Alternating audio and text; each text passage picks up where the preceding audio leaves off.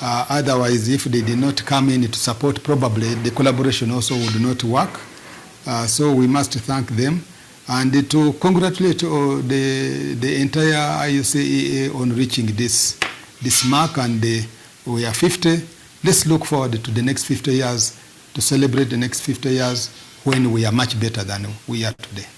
50 years is a long time.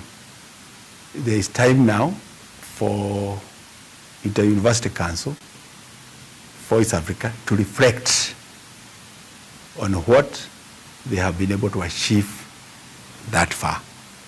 I should congratulate the Inter-University Council of East Africa for what they're doing. They have done a lot of good groundwork for the region, for us to move as a region and to make the better gains that are ahead of us. Congratulations to IUCA for the 50th anniversary. IUCA, you are doing great. I congratulate the achievements of Inter-University Council and the East Africa community in large. I want first of all to congratulate IUCA. It's not easy to have an organization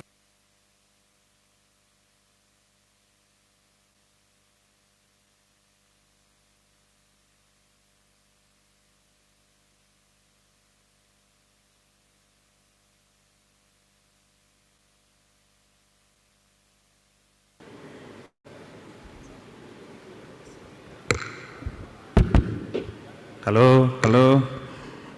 Good morning, ladies and gentlemen. Welcome to our forum, and we should be beginning shortly. We are waiting for our chief guest, who is almost here. And for the meantime, I will request us to occupy the seats right in front, especially those that are not reserved, so that we can allow those who come much later to occupy the seats behind. So please, I'll request those of us seated right behind to try to move a little bit in front so that we can have those who will come much later to occupy the seats in front. We should be beginning shortly, and I want to say welcome. And please continue integrating the East Africa community way by talking to your neighbor and having interactions in that direction. We will give you guidance as soon as our chief guest is here. Thank you.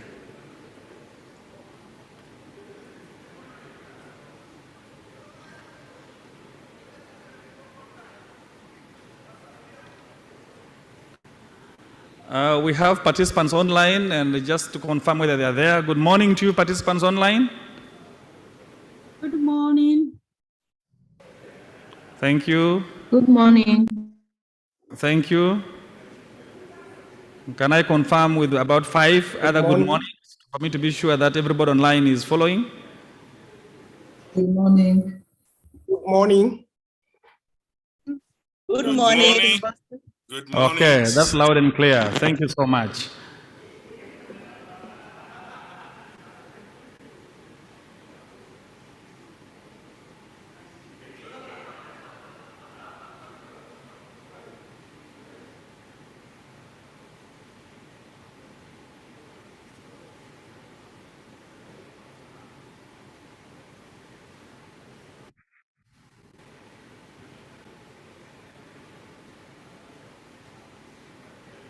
Inexhaustible energies of its pioneer IUC staff and the long-serving executive secretary, the late Eric Chigozie.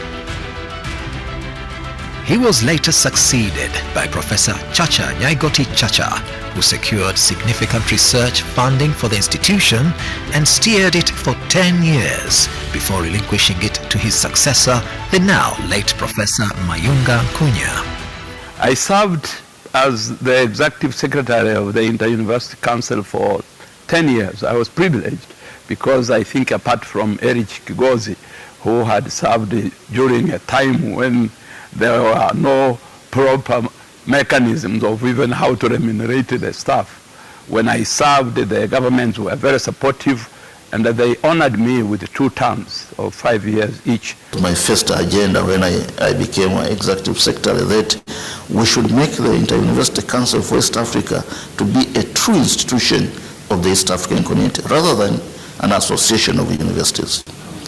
That was quite difficult because it was, vice chancellors, they were enjoying that, power of making decisions and so on. And this power will not be there anymore. I had difficulties. The first reaction was no. I think not the first reaction, the reaction was no. But all documents say this is an institution of the ESC. If you say no, you're fooling yourself. The late Professor Nkunya laid the groundwork for the Federation of East Africa as a common higher education area in 2017, negotiated the Centers of Excellence project with the World Bank, and was very instrumental in building the new home for IUCEA.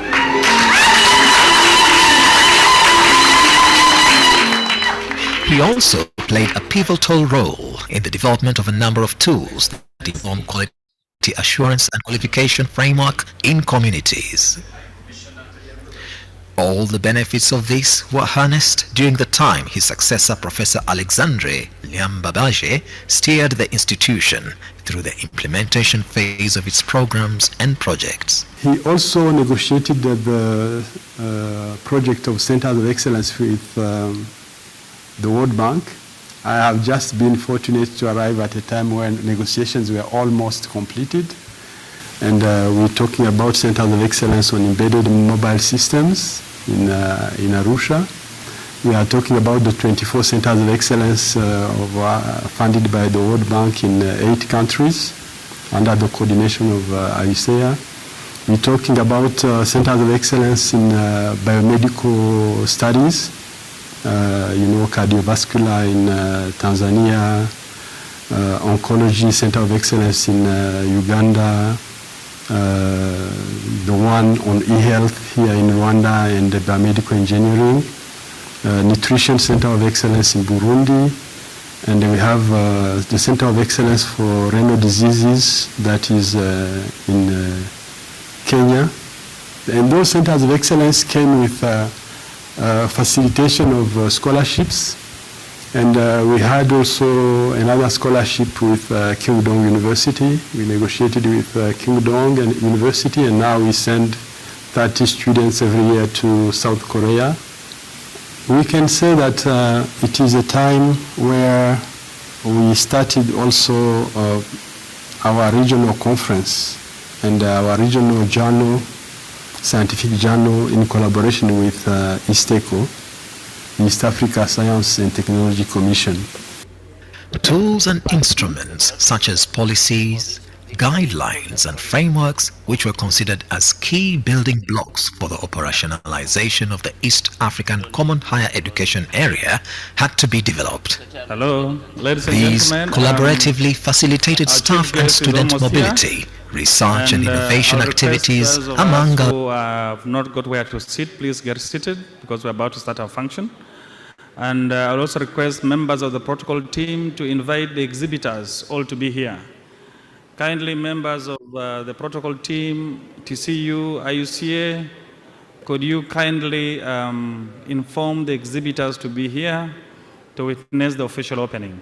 Thank you. I will request those of us who are seated right behind to come in front so that we can occupy the seats that are in front, and those who will come late will be able to take on the seats that are behind. Once again, members of protocol team, kindly invite all the exhibitors outside and other participants who are still outside to come in so that we can get started. We should be starting in the next few minutes. Thank you.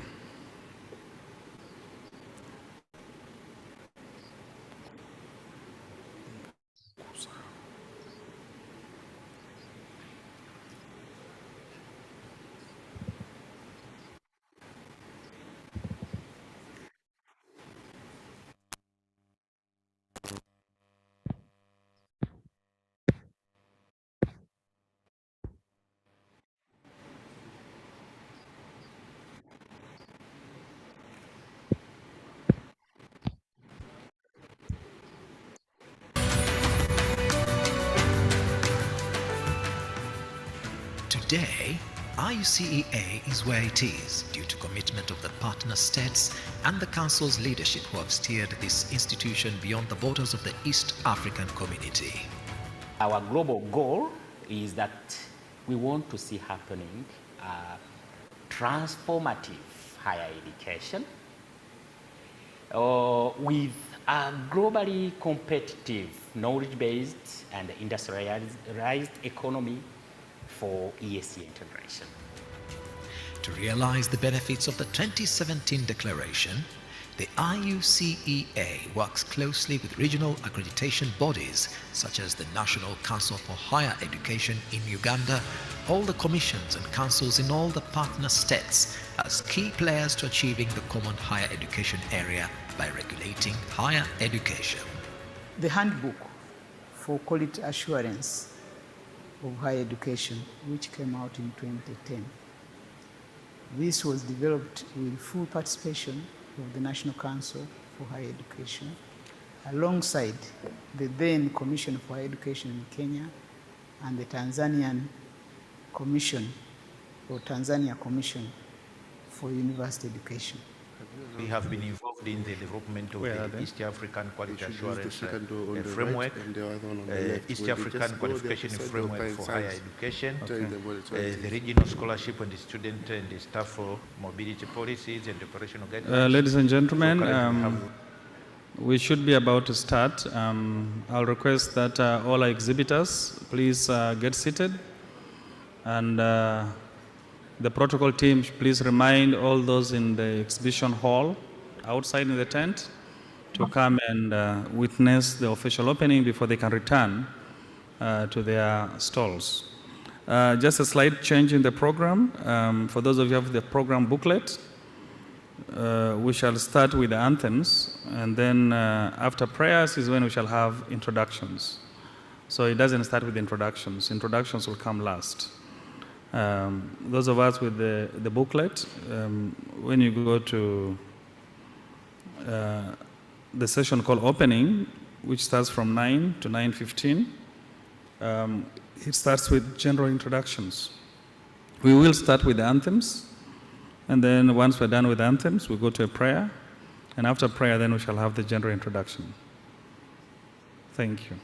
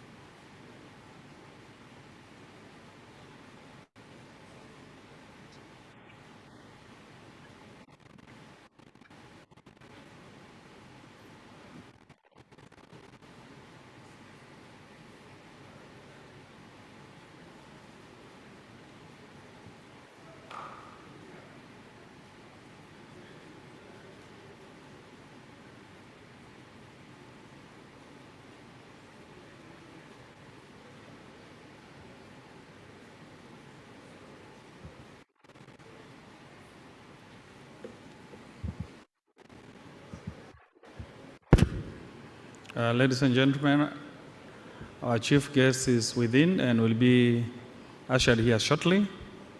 And I still make an appeal for those of us who are just walking in now, please let's occupy the right in front seats so that we fill the place up. And for those of us who are behind, I will request that you move right in front. I see Dr. Amina, please. Can you move right in front so that we occupy the seats in front? My appeal again, those of us who are behind, can we move in front? It will be good for our chief guest to see that we have filled the spaces in front rather than being held behind. Thank you.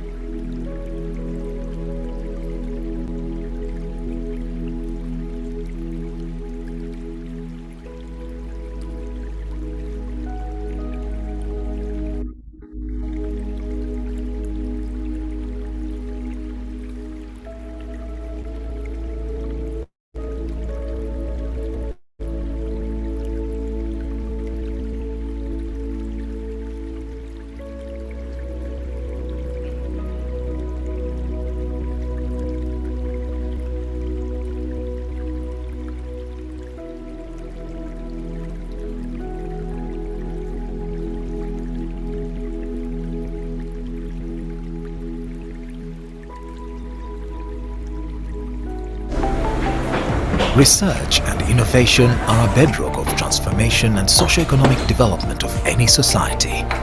As such, in 2009, the East African Legislative Assembly passed the Inter-University Council for East Africa Act 2009. According to the Act, the Inter-University Council for East Africa, popularly known as IUCEA, is a strategic institution of the East African Community, mandated to coordinate the development of higher education and research in the East African region.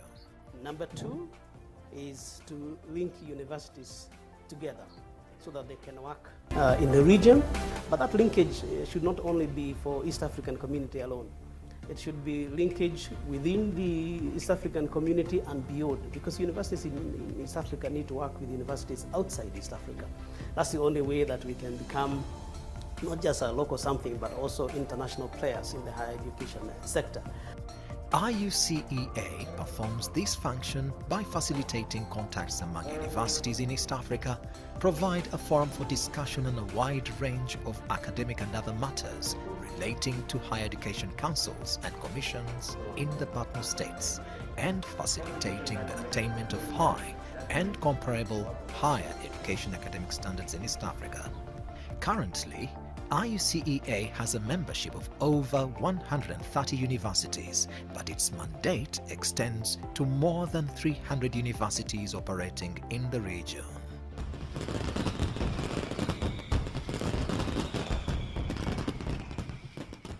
Today, the Inter-University Council for East Africa is celebrating 50 years of existence at a time when higher education is experiencing rapid changes and transformation due to science and technological advancement around the globe.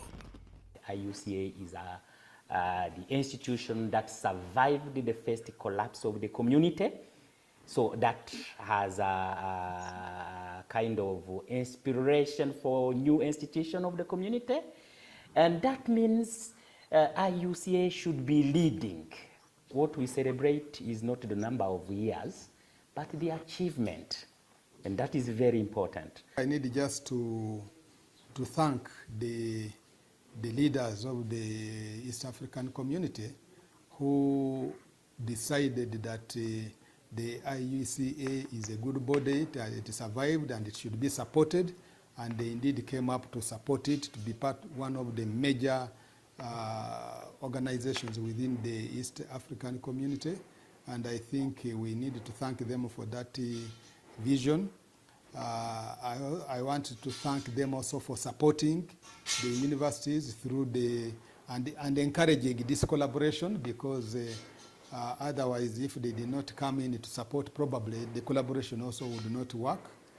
So we must thank them and to congratulate the entire IUCEA on reaching this mark, and we are 50. Let's look forward to the next 50 years, to celebrate the next 50 years when we are much better than we are today. 50 years is a long time.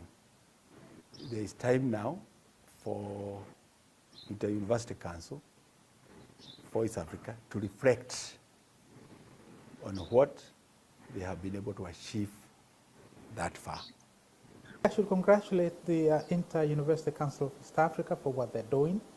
They have done a lot of good groundwork for the region, for us to move as a region and to make the better gains that are ahead of us.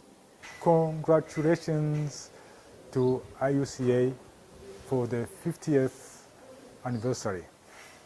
IUCA, you are doing great. I congratulate the achievements of Inter-University Council and the East Africa community in large. I want first of all to congratulate IUCA. It's not easy to have an organization that is majorly supported by member states that have probably different programs, and also with the donor agencies that have come on board, and sustain that for 50 years. As IUCA celebrates 50 years of bringing us together as universities in East Africa, I wish IUCA many great years, integrating us among ourselves. And also the thing that IUCA has done very well is helping us at a glance quickly to see what is happening elsewhere in the globe.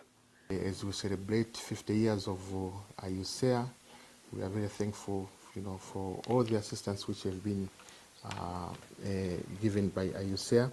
The origins of the Inter-University Council for East Africa, IUCEA, can be traced to 1970, when universities of Makerere, Nairobi and Dar es Salaam formed the Inter-University Committee, IUC, to facilitate research and collaboration among these East African universities.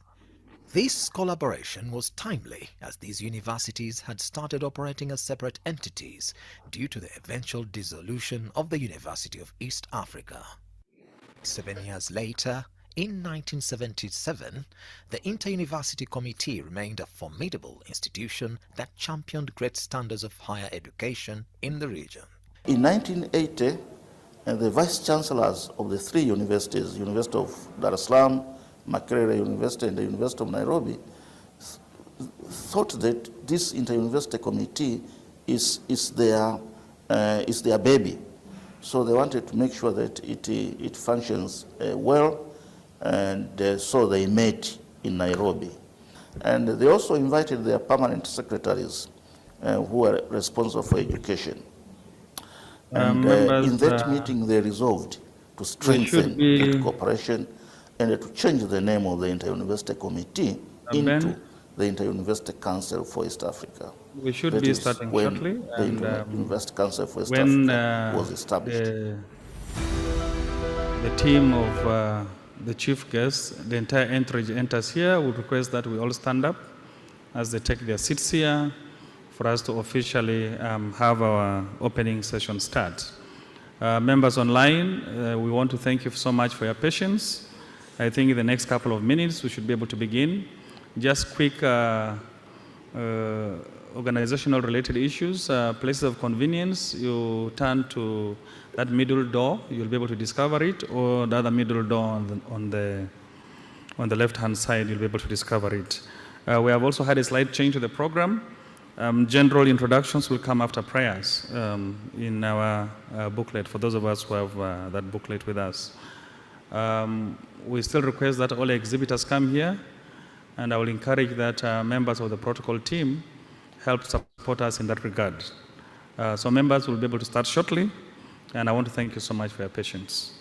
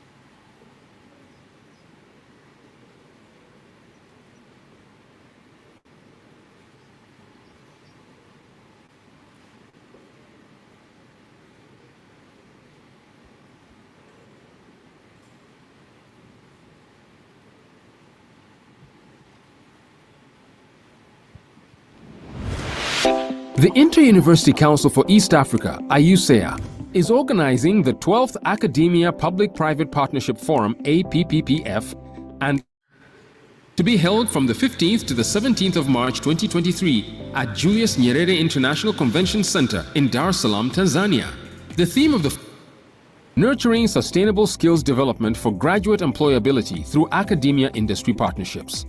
The APPPF and exhibition will bring together the academia, the private sector, and policymakers to deliberate on how to foster joint dialogue and enhance the linkage between the private sector and higher education institutions, as well as engagement with the public sector.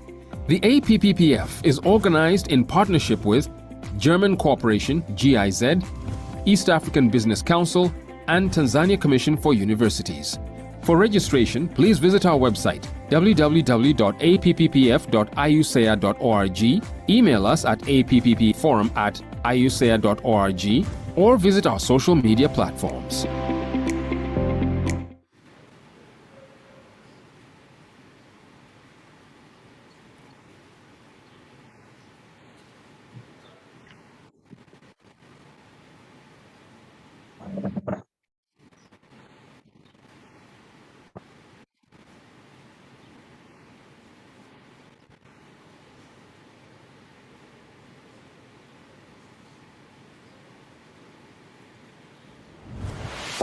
The Inter-University Council for East Africa, AUSEA, is organizing the 12th Academia Public-Private Partnership Forum, APPPF, and exhibition to be held from the 15th to the 17th of March 2023 at Julius Nyerere International Convention Center in Dar es Salaam, Tanzania.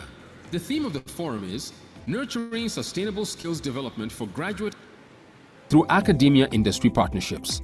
The APPPF and exhibition will bring together the academia, the private sector, and policymakers to deliberate on how to foster joint dialogue and enhance the linkage between the private sector and higher education institutions. Engagement with the public sector. The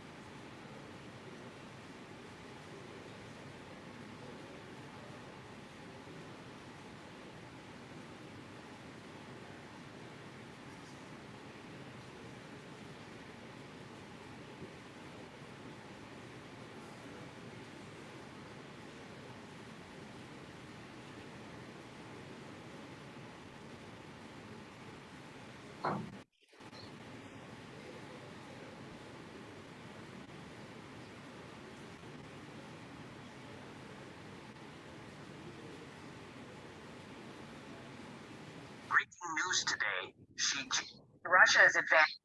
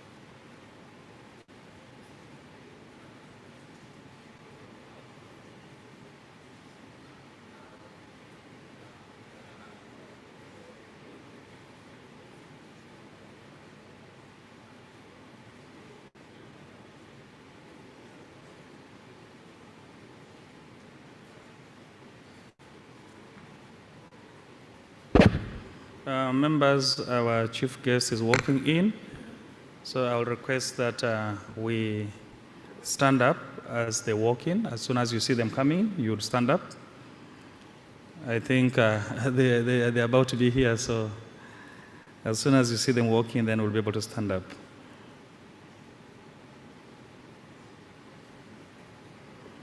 Okay, ladies and gentlemen, can we stand up and receive our chief guest and the entire delegation?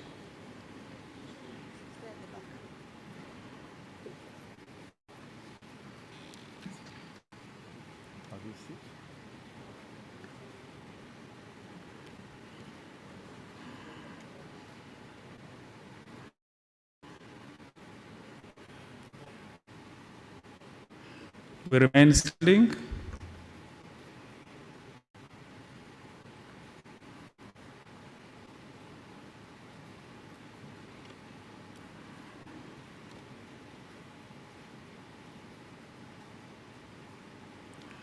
Okay, we'll remain standing and now start with the anthem of the United Republic of Tanzania.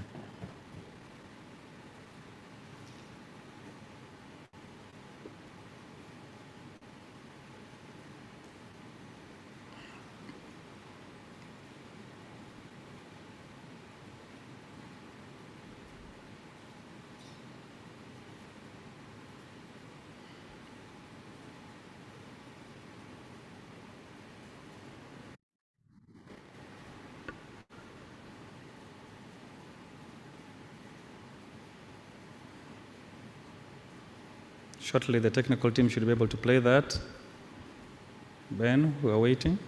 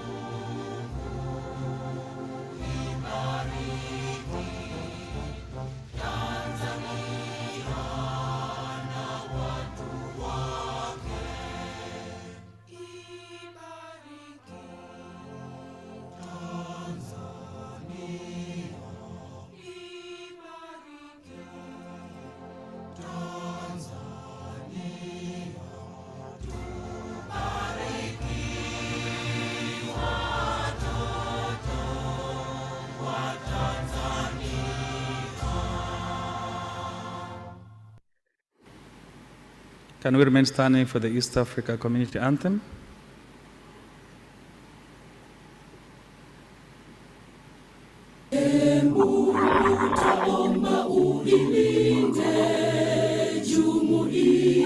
Afrika Mashariki, tuwezeshe kuishi kwa amani, tutimize na malengo yetu. Jumuiya yetu sote tuilinde, tuajibike, tuimarike. Umoja wetu ni nguzo yetu, idumu jumuiya yetu. Uzalendo pia mshikamano viwe msingi wa umoja wetu, na tulinde uhuru na amani, mila zetu na desturi zetu. Jumuiya yetu sote tuilinde, tuajibike, tuimarike. Umoja wetu ni nguzo yetu, idumu jumuiya yetu. Viwandani na hata mashambani, tufanye kazi sote kwa makini, tujitoe kwa hali na mali, tuijenge jumuiya bora. Jumuiya yetu sote tuilinde, tuajibike, tuimarike. Umoja wetu ni nguzo yetu, idumu jumuiya yetu.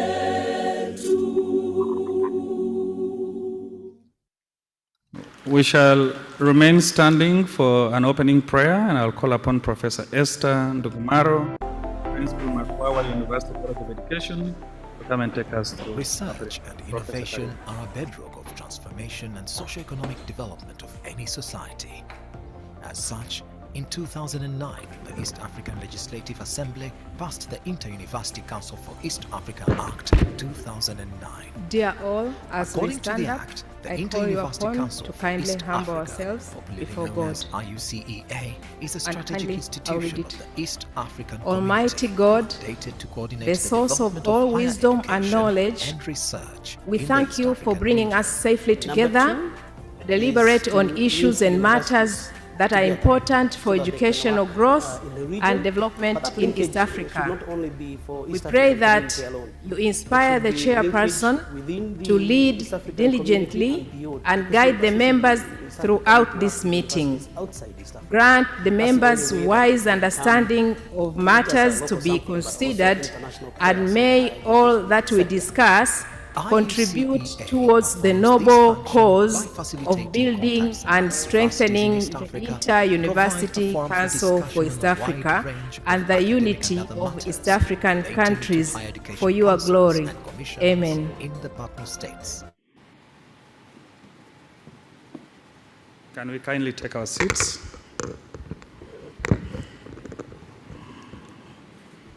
Ladies and gentlemen, can we clap for our chief guest?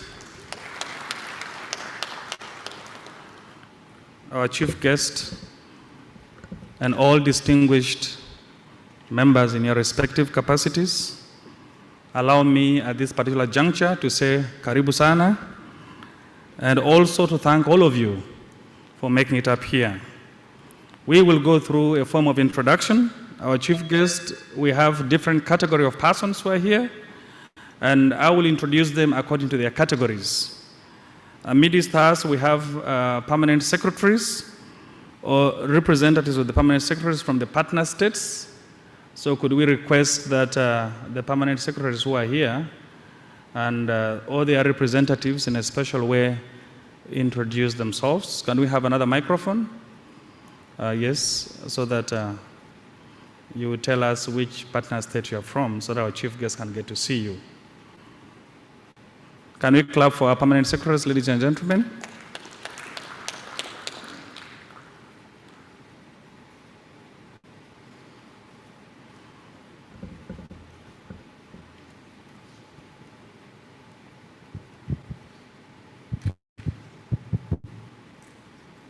Good morning.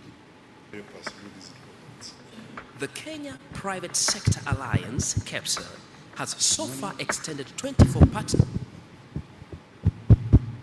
Yes, good morning. I'm Professor Frederick Bangiri Nama, Permanent Secretary to the Ministry of Education and the Scientific Research, Burundi. Happy to meet you. Thank you. Chief guests, distinguished ladies and gentlemen, my name is Timothy Sejoba, representing the Permanent Secretary of the Ministry of Education and Sports, Republic of Uganda. Do we have any other Permanent Secretary here? Okay, we'll move to the next category. We have Executive Committee members of IUCA who are also here. Our chair is already here. I think at the right time he'll be able to introduce himself. But I'll ask other members of Executive Committee who are here. Kindly, we will request you to introduce yourselves so you can pass to them.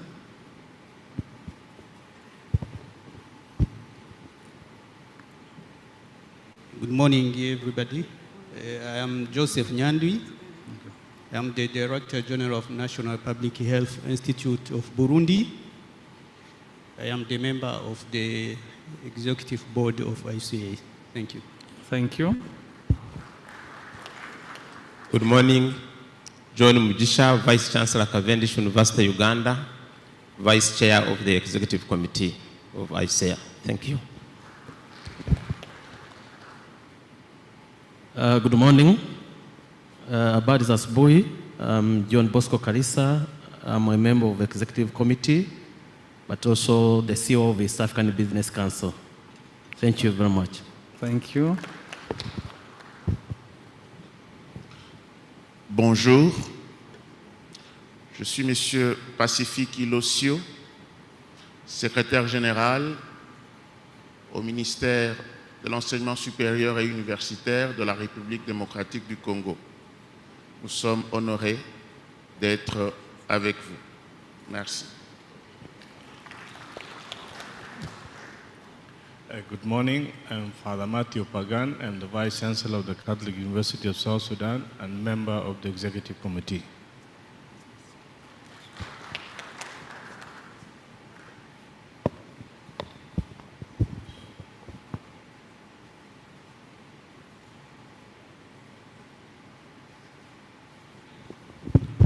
Good morning.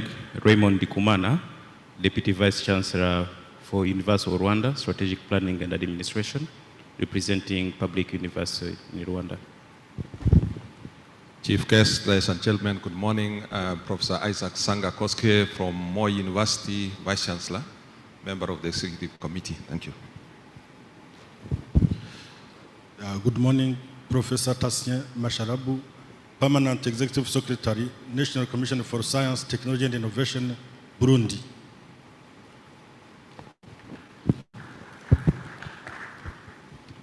Good morning. I am Professor Odas Manirabona, Vice Chancellor of the University of Burundi. Thank you.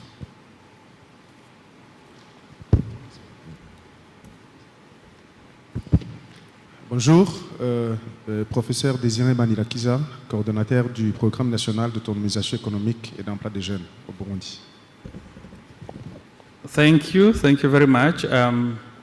Yes, we still have another one member from the Executive Committee. Chief guest, participants, good morning. I'm David Gishoya, Vice Chancellor, Kenya Methodist University, and a member of the Executive Committee. Good morning. Myself, Dr. John Shimirimana, Vice Chancellor of Martete King University from Burundi. I'm Executive Committee member of IUCA. Thank you. Okay, we have one more person.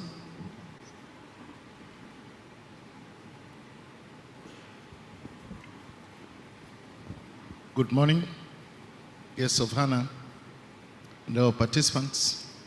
I'm Professor Andrea Barnabas Pembe, the Vice Chancellor of Muhimbili University of Health and Allied Sciences in Dar es Salaam, Tanzania, the member of the Executive Committee.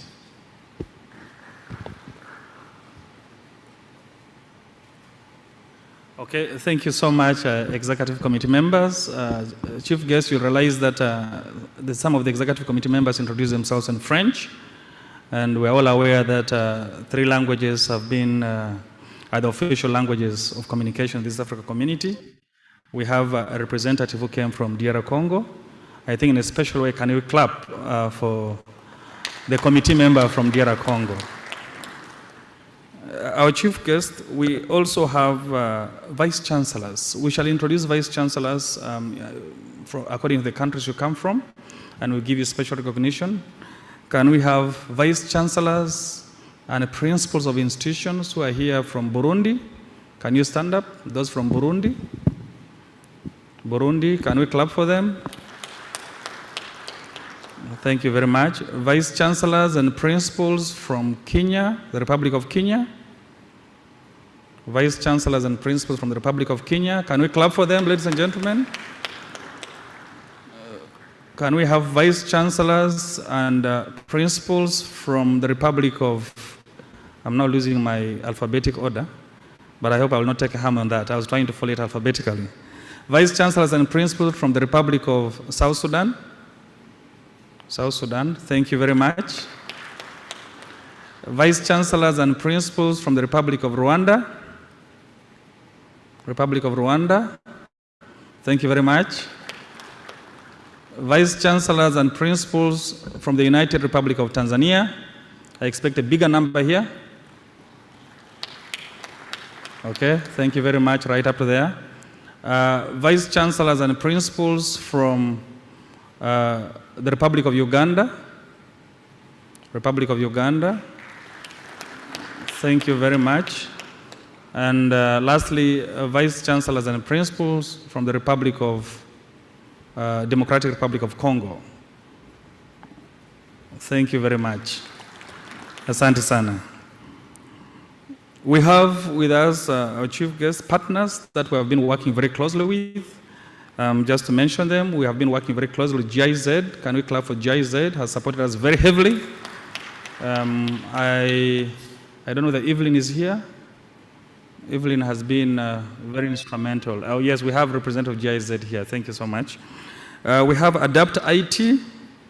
Adapt IT has also been very supportive to us. Do we have anybody from Adapt IT here? Okay. We also have the World Bank has been very supportive to us. The World Bank office in Tanzania has been very, very supportive. Can we clap for them? The East Africa Business Council.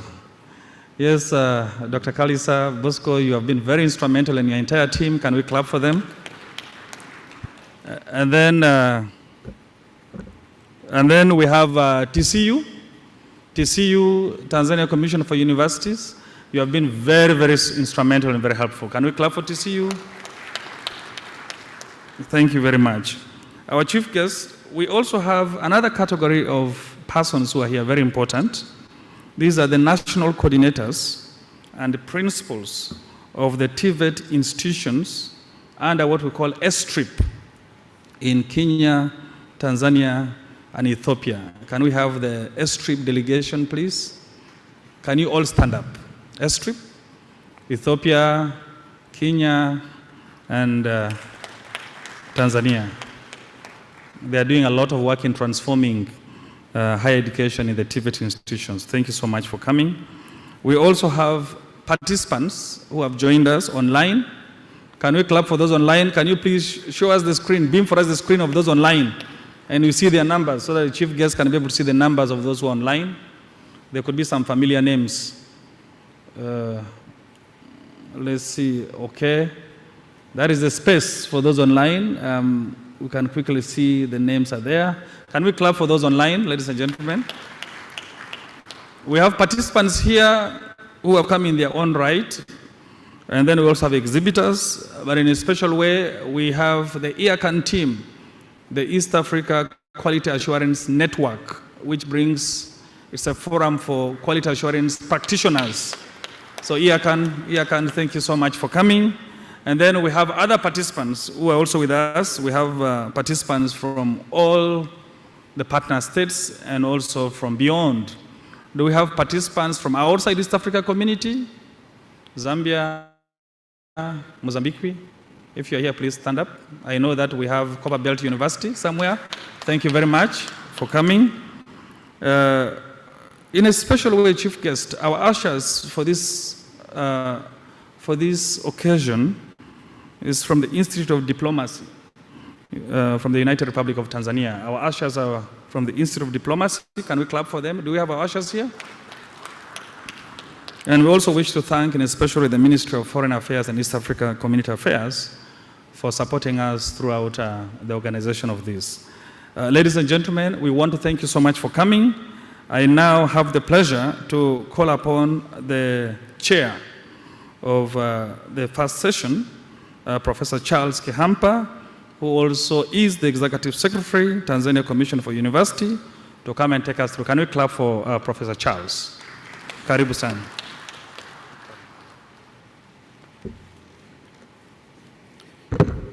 Thank you. Thank you very much. The guest of honor, Professor Adolf Mkenda, member of Tanzanian Parliament and the Minister for Education, Science and Technology in the United Republic of Tanzania, Dr. Evaristo Mtitu, representative of the Permanent Secretary in the Ministry of Education, Science and Technology in the Republic United of Tanzania, Dr. Irene Isaka, representative of the Secretary General, East African Community, Professor Calixte Kabera, Chairman of the Inter-University Council in the Council, Professor Gaspar Banyankimbona, Executive Secretary, AUSEA, Professor Idrissa Rai, Deputy Executive Secretary, AUSEA, Mr. John Bosco Kalisa, Executive Director, East African Business Council, Mr. Johannes, representing Ambassador of the German Embassy in Tanzania, representative of the development partners here present, official from EAC partner states here present, invited stakeholders and participants from public and private sectors. Ladies and gentlemen, good morning. Good morning.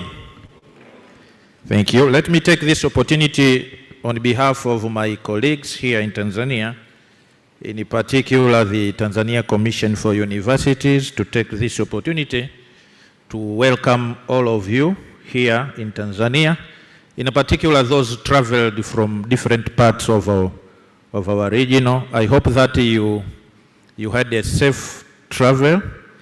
Let me assure you that Tanzania is safe, and in particular in Dar es Salaam.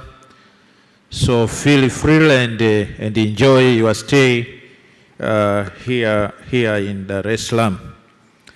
So without taking much time, let me take this opportunity again to welcome Professor Gaspar Banyankimbona, Executive Secretary at AUSEA, to give the welcome remarks. Professor Gaspar, karibu.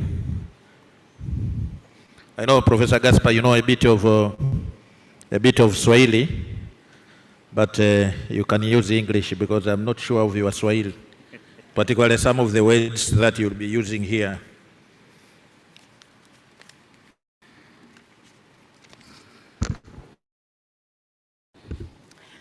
Asante sana Professor Kihampa. As guided, I may wish the guidance from the guest of honor so that I can proceed in Swahili or in another language of URT, because I know many.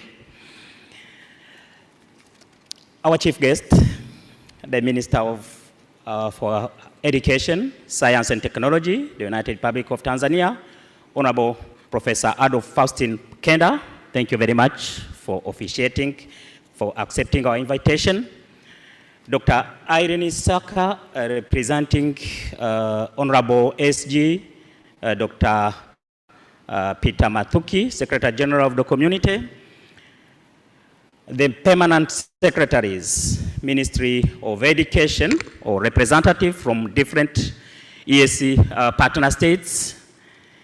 In a very special way, Monsieur le Secrétaire Général de l'Enseignement Supérieur et Universitaire, Democratic Republic of Congo, thank you very much for traveling that far.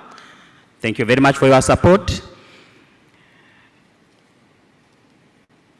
Mr. Johannes, representing Excellence Ambassador Regin Hess, Federal Republic of Germany,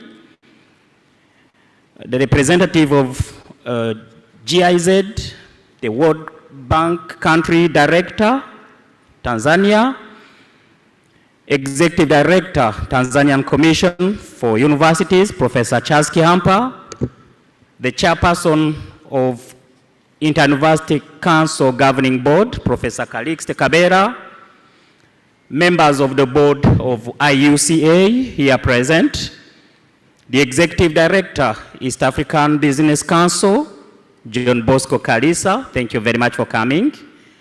Vice Chancellors of public and private universities or representative here present.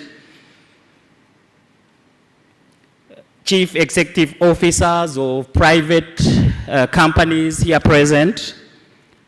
Principal Directors of technical and vocational training here present. Center Leader of Centers of Excellence and E-STRIP RFTIs here present.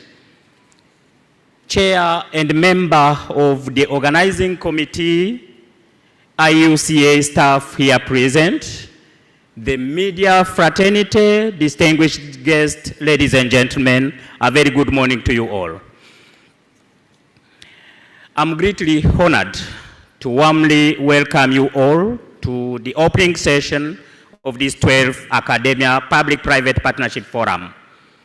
In a very special way, I'm honored and at the same time humbled to stand before you this morning, this being my first Academia Public-Private Partnership Forum since I assumed the office of the Executive Secretary of IUCA about 2 years ago.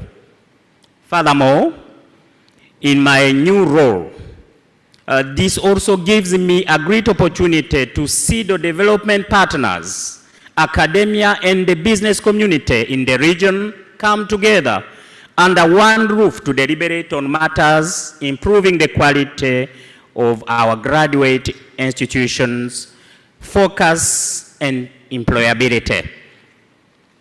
I want to take this great opportunity to thank our chief guest, Honorable Professor Adolf Faustin Mkenda, for positively responding to our invitation to come and grace the official opening of this forum.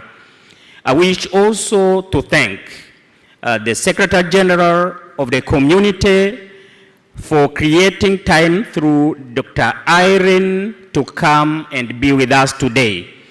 Thank you very much for your continued support. Many thanks to our partners and donors for their contributions for this forum to happen today.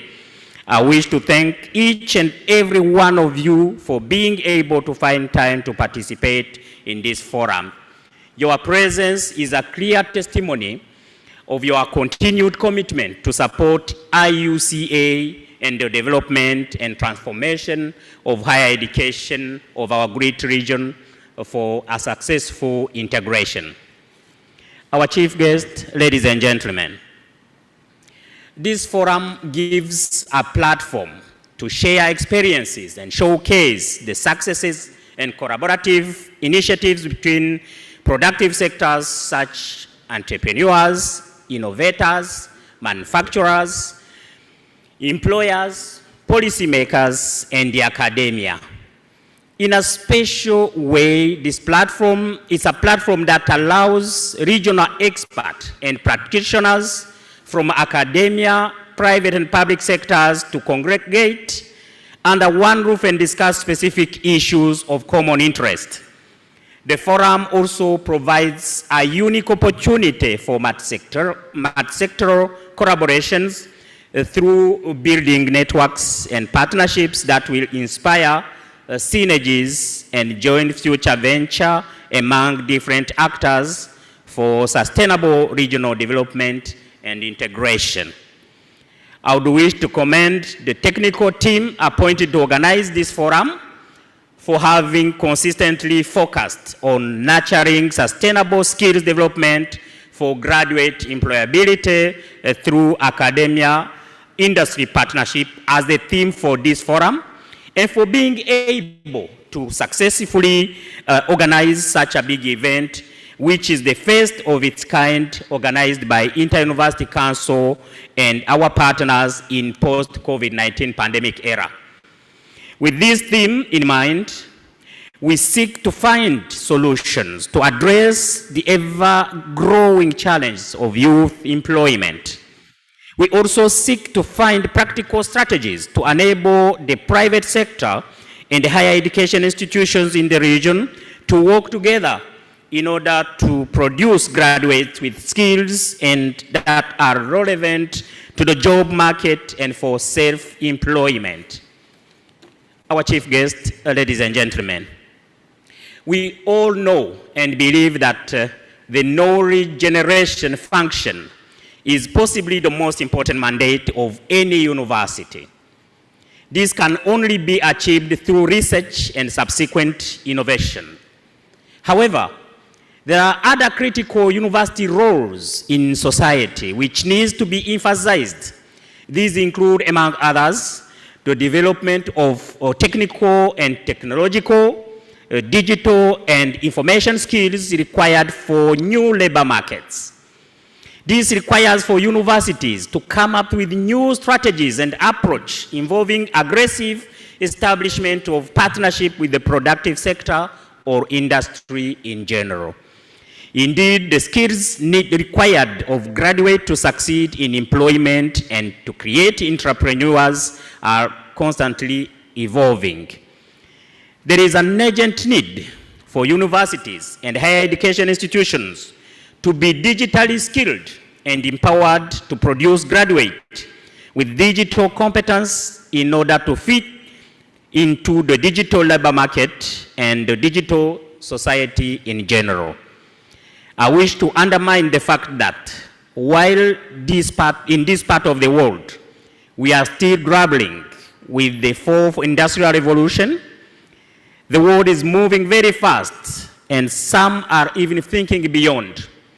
The fourth industrial revolution brought at the workplace the use of robotics, artificial intelligence, augmented and virtual reality.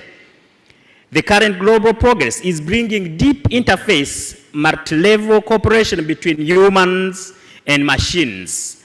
And this will require graduates with the needed skills, digital skills, to thrive in the work environment.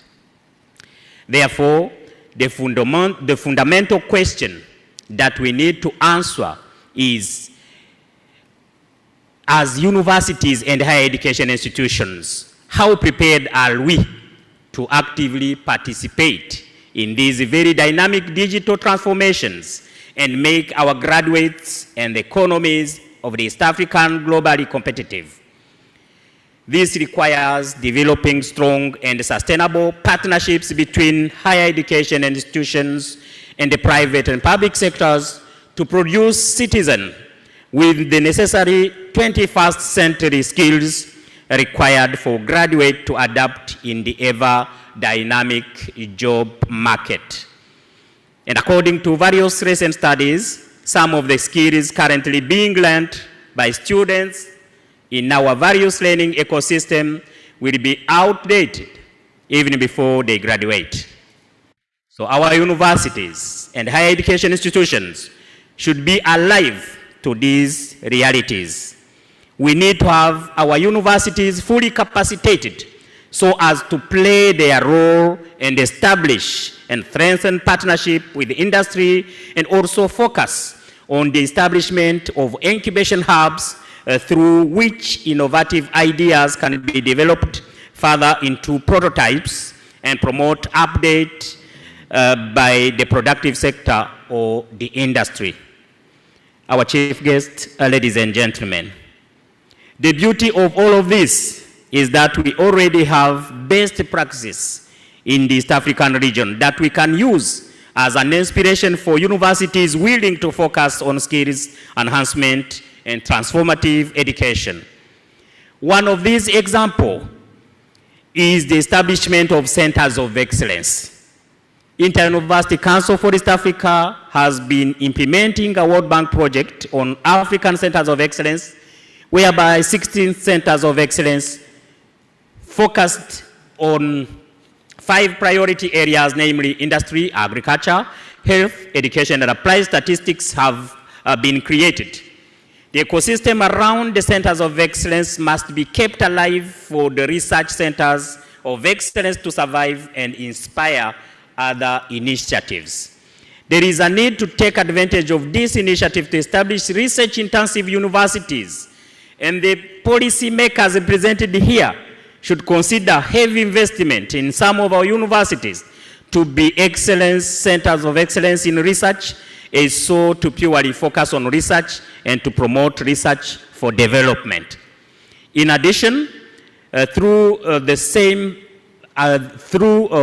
World Bank funding, 4 incubation centers have been established in the framework of the Centers of Excellence project, and the report we have is they are making a positive impact through the industry partnership, though the industry partnership should be deeply explored to market great ideas from students and the researchers. Honorable Minister, some of these people working for these centers of excellence are here, and they will be able to present some of their achievement in that particular area. Such transformation is expected to significantly contribute to industrialization agenda of East African community and the knowledge-based economy of our partner states. A similar model is being implemented in the technical and vocational education level under the East African Skills for Transformation and the Regional Integration Project, also funded by the World Bank. The project, as it is, emphasizes the creation of industry-relevant skills through establishment of close partnership between industry and TVET institutions, through establishment of industry advisory board, among other strategies that act as a link between the institution and the private sector. I believe that much more needs to be done to ensure that the lessons learned through these projects are appropriately adopted throughout the region to have positive impact to the regional economy. I strongly believe that this forum will give us a platform to have critical discussion and generate mutual partnership and collaborations for improved youth employability in the region. And I still believe by combining critical thinking, creative thinking, innovativeness, and an entrepreneurial mindset to the technological know-how, universities and higher education institutions will be able to produce industrial solutions. Our chief guest, ladies and gentlemen, on behalf of Higher Education Fraternity, Inter-University Council for East Africa pledged to continue with our open door policy and welcome partnerships from the productive sector and the development partners with the view of establishing a sustainable partnership for skills development to meet the ever-changing and dynamics of the labor market. I wish to thank once again our chief guest for accepting to officiate this event despite the busy schedule of other official commitment. I also thank the Secretary General of the East African Community, our partners, and other invited guests for being able to be with us today. I also thank the business and academia communities and all the participants for their participation today. Lastly, I want to take this opportunity to extend on behalf of IUCA our sincere gratitude to the government of the United Republic of Tanzania and to all the EAC partner states for their continued financial and enabling political support to IUCA in discharging the regional mandate and functions for the EAC integration. To our development partners, World Bank, GIZ, and DAD from Germany, East African Business Council, we do highly appreciate you for your invaluable support to the cause of IUCA. And with these few remarks, on behalf of the Inter-University Council, management and partners, once again, I warmly welcome you to the 2023 Academia Public-Private Partnership Forum and Exhibitions. And I wish you all an enjoyable and fruitful engagement in the next 3 days. Thank you for your kind attention.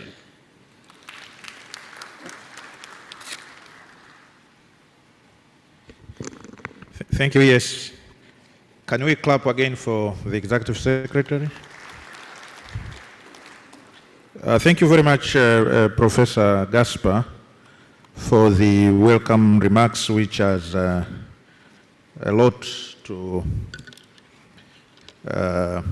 think of. And we thank you for the work which you are doing at the IUCA with your colleagues there, and the effort that you are making to make sure that the East African universities and the higher education are moving with the various developments in higher education that are taking place worldwide.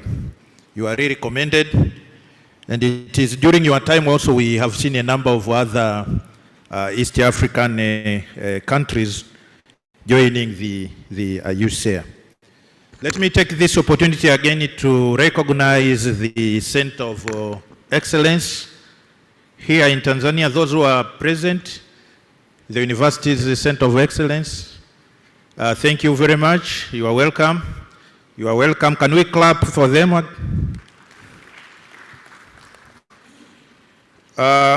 Colleagues,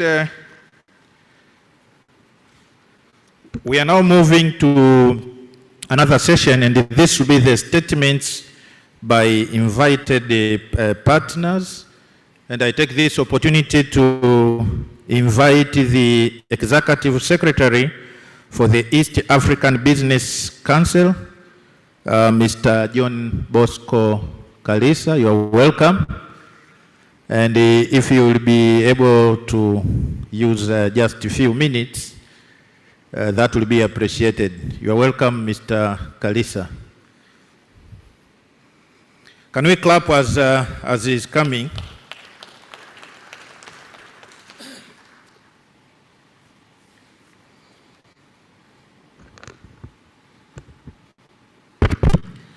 Good morning. Habari za asubuhi. Bonjour. Our guest of honor, the Minister of Education, Science and Technology from the United Republic of Tanzania, honorable ministers present, the PS present, the Vice Chancellors present, Executive Secretary of Inter-University Council, our good donors from GIZ and World Bank present, the captains of industry present supporting this excellent initiative,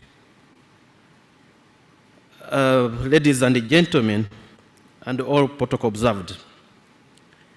Allow me to congratulate and appreciate the commendable work done by Inter-University Council with its development partner.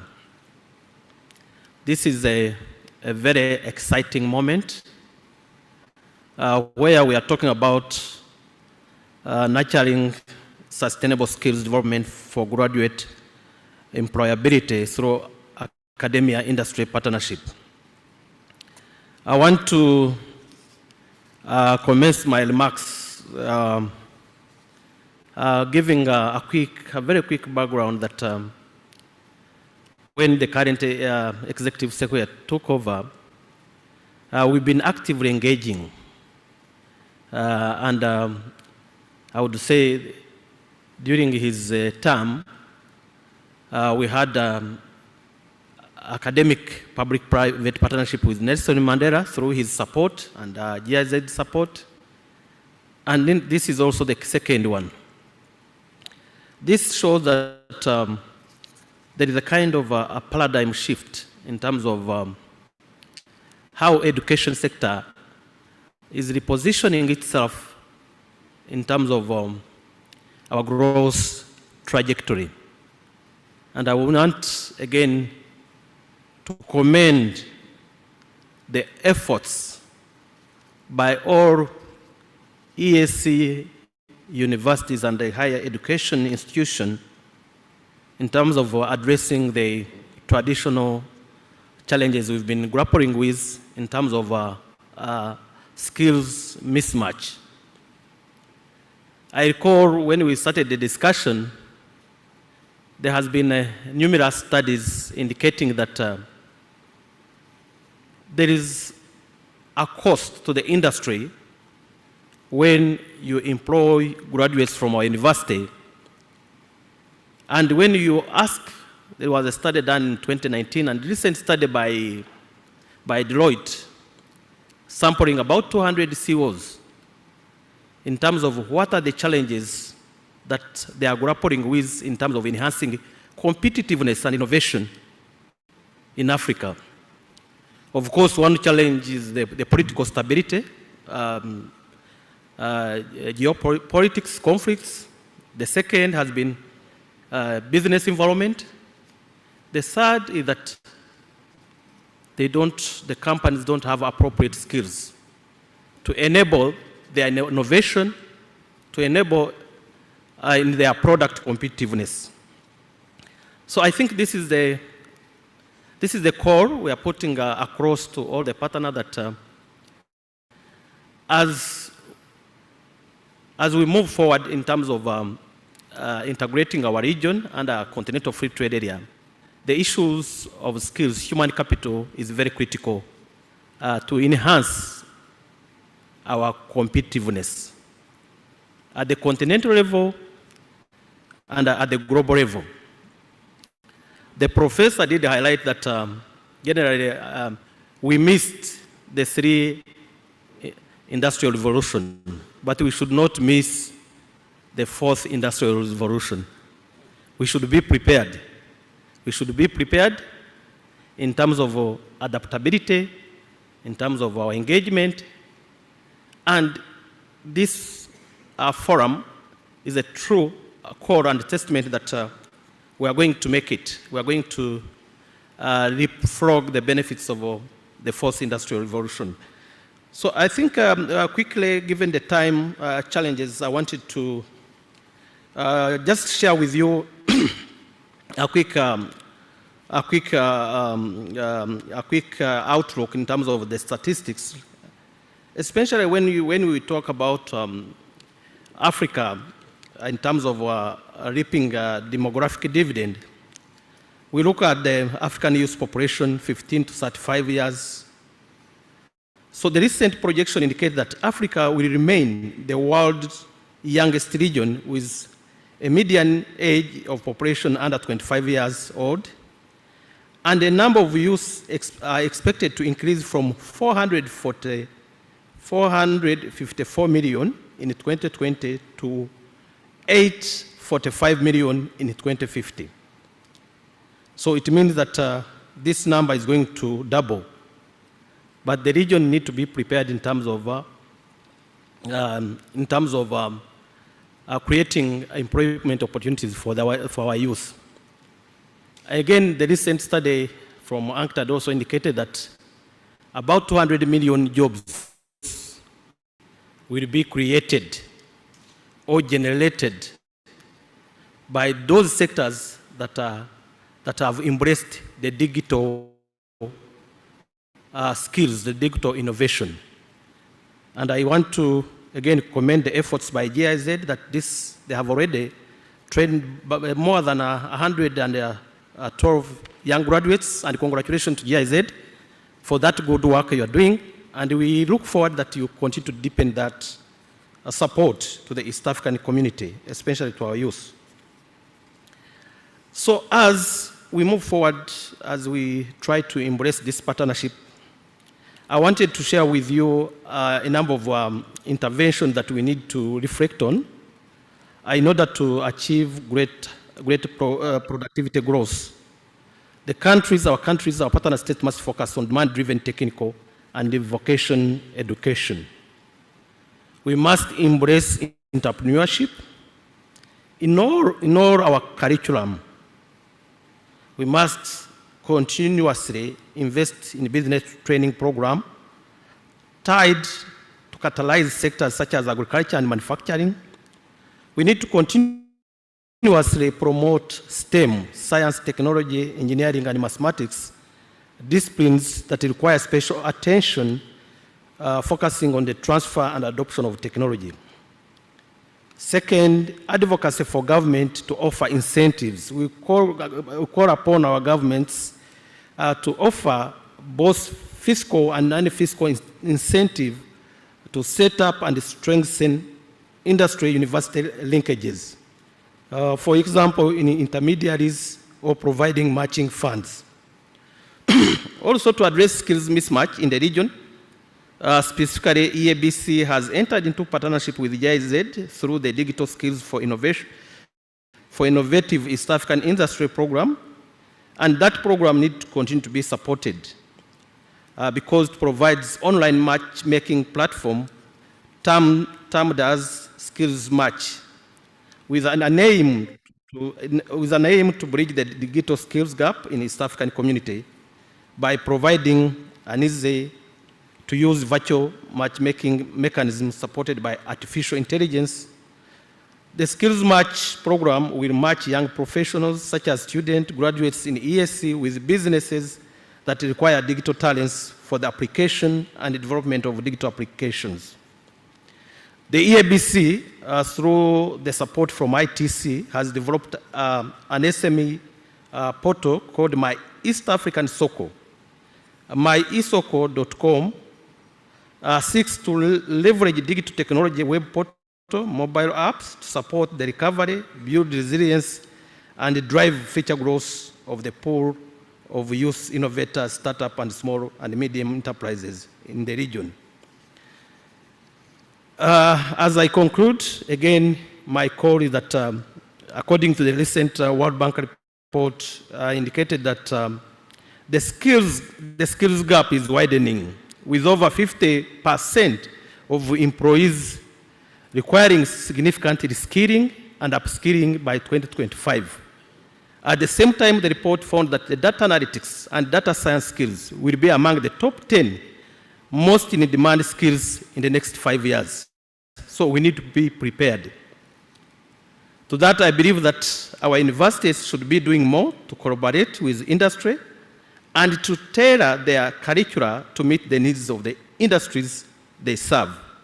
This can include internships, cooperative programs, and other opportunities for students to gain real-world experience in data analytics and related fields. It can also include partnership with companies to develop and deliver training programs that are specific to the needs. It is important that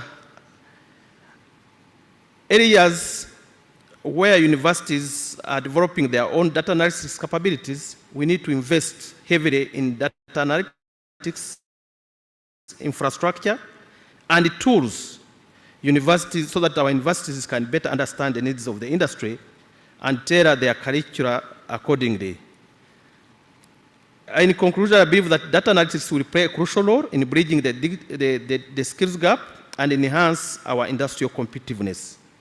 Universities must take the lead in upskilling again their students in this important area and work closely with industry to ensure that the skills being taught are relevant and are in demand. So by doing so, we can help to ensure our workforce is equipped with the skills necessary to compete in the global economy. Thank you very much, and God bless you.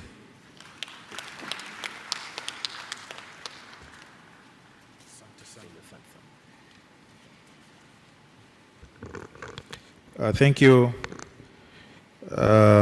Executive Secretary, Mr. John Kalisa, for the inspiring statement. And if you heard his statement properly, it had a lot of things, and you can forget some, but I think one thing you cannot forget, that we should not miss the fourth industrial revolution. We missed the others.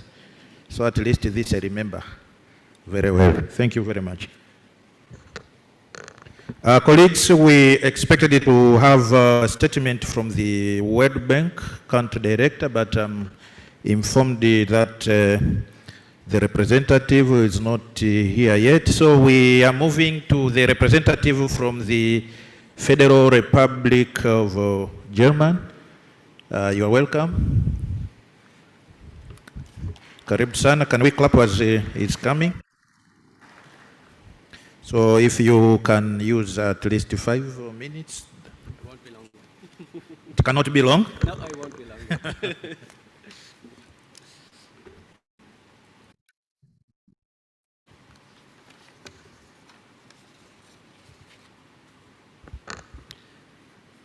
Honorable Minister, Professor Adolf Mkenda, EAC Social Sector Director, Dr. Irene Isaka, on behalf of the Honorable EAC Secretary General, Dr. Peter Mathuki, IOCIA Executive Secretary, Professor Gaspar Banyankimbona, and IOCIA board members, distinguished delegates from all EAC partners, all EAC partner states, dear partners, colleagues, ladies and gentlemen, good morning, habari za asubuhi.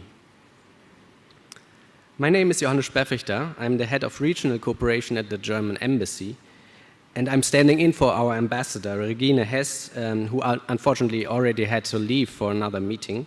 She asked me to convey her cordial greetings. Let me take this opportunity to appreciate and commend the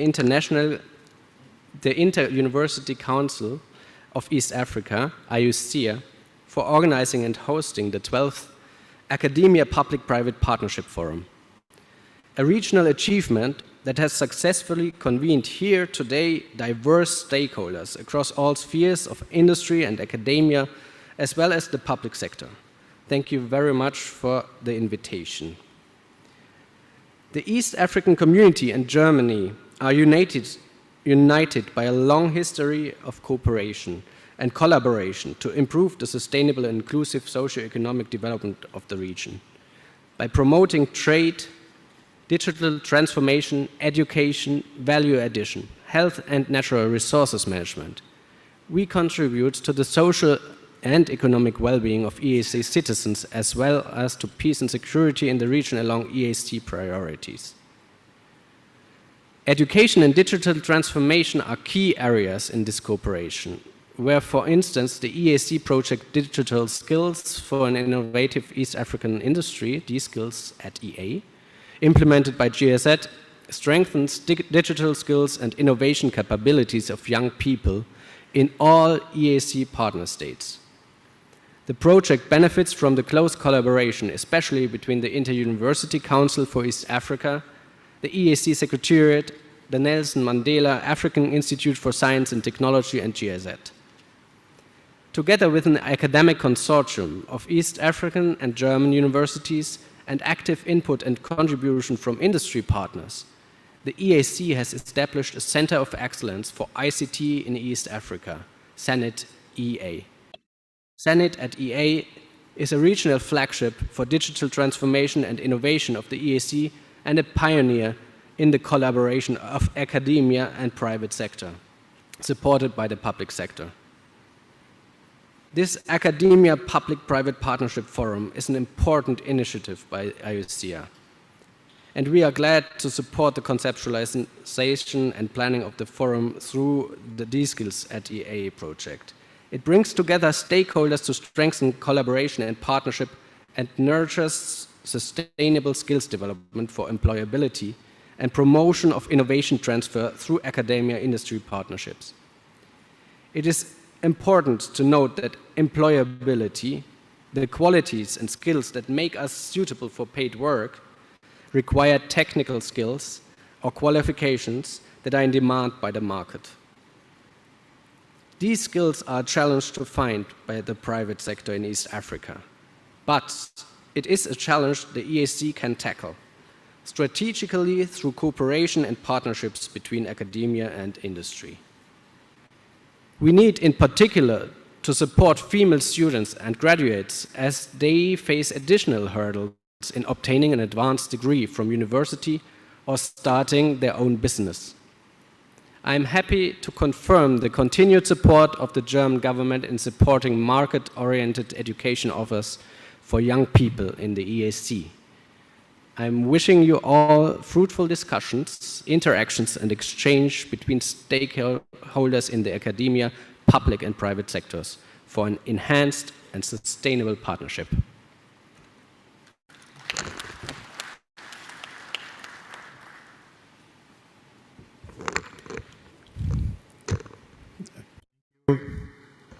Mr. Johannes, thank you for the statement, and we thank the German government for various support that is providing to our institutions in East Africa, including the support that you have provided to make this meeting the reality.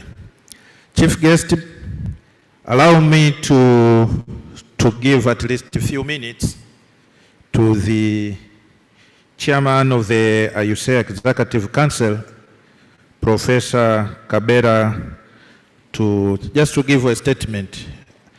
I know that probably you were not prepared, but you can even say hi to the participant, at least they hear your voice. Karibu sana.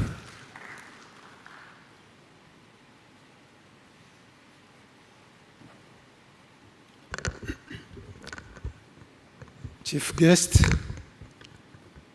Executive Secretary, Inter-University Council, members of the Executive Committee, AUCA, CEO, East African Business Council, Vice Chancellors, Principal, all protocol observed. Good morning.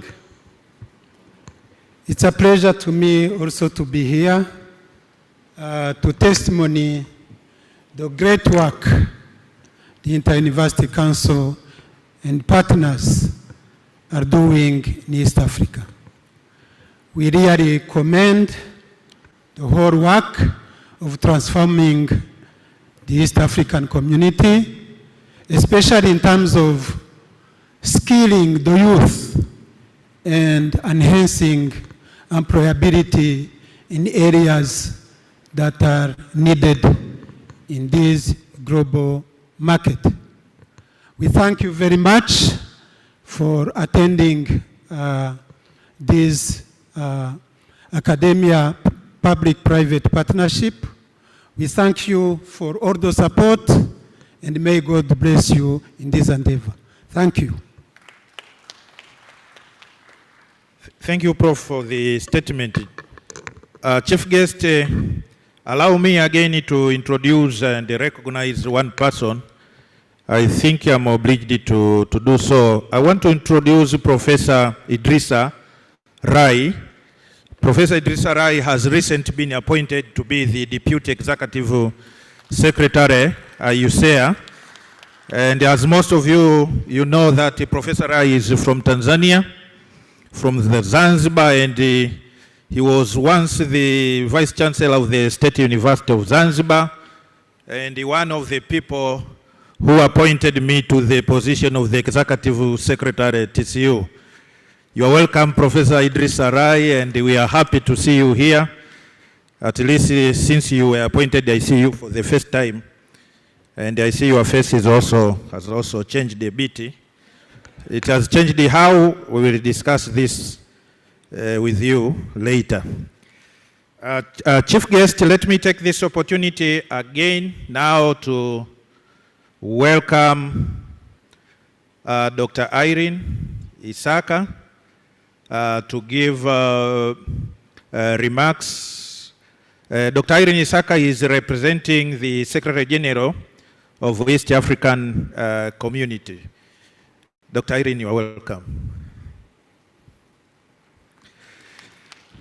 Can you clap? And you have to give a big clap, because now also we are changing a different agenda. We have been listening this morning from very hard voices. So let us now hear different voices, and I think now you'll be very happy. So could you please clap again, and you give a very big clap for Dr. Irene Isaka. Dr. Irene, you are welcome.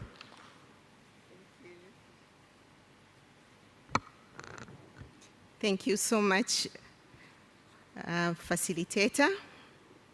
Habari za asubuhi? Habari za asubuhi tena?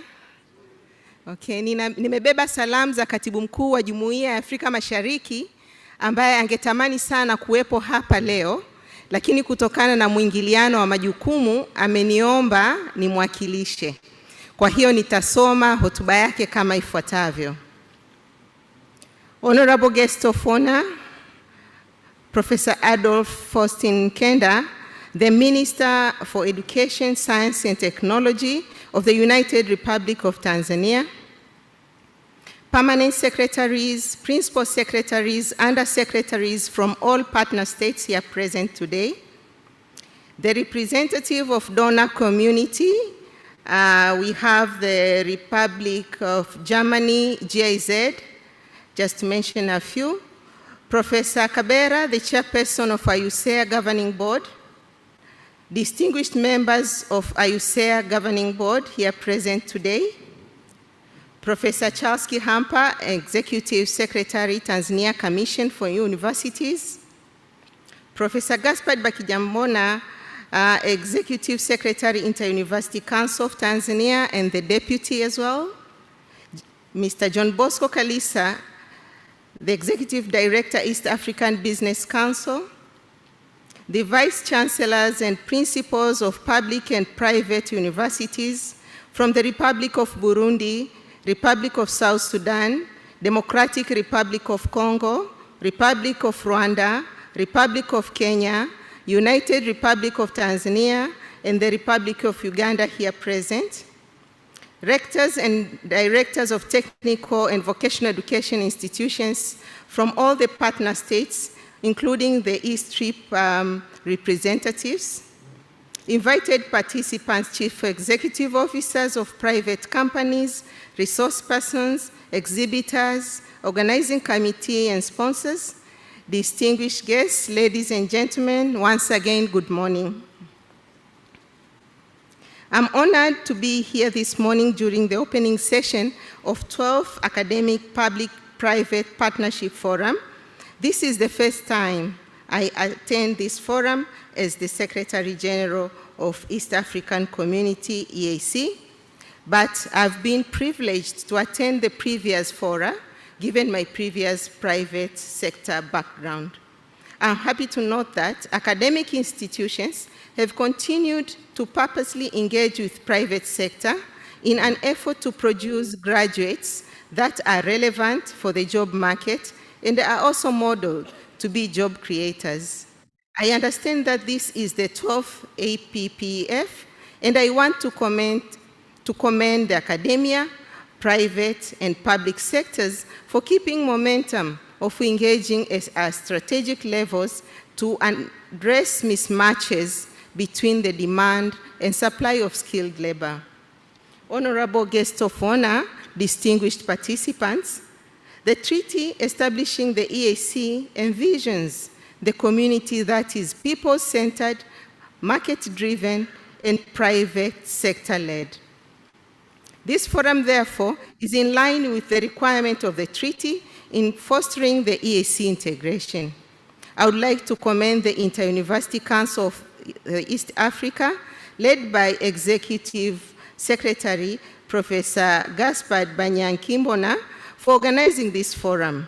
I would like to thank the East African Business Council, the German Corporation GIZ, and the Tanzania Commission for Universities, without forgetting the United Republic of Tanzania for hosting us in this beautiful city of Dar es Salaam, and also for supporting AUSEA in organizing this forum.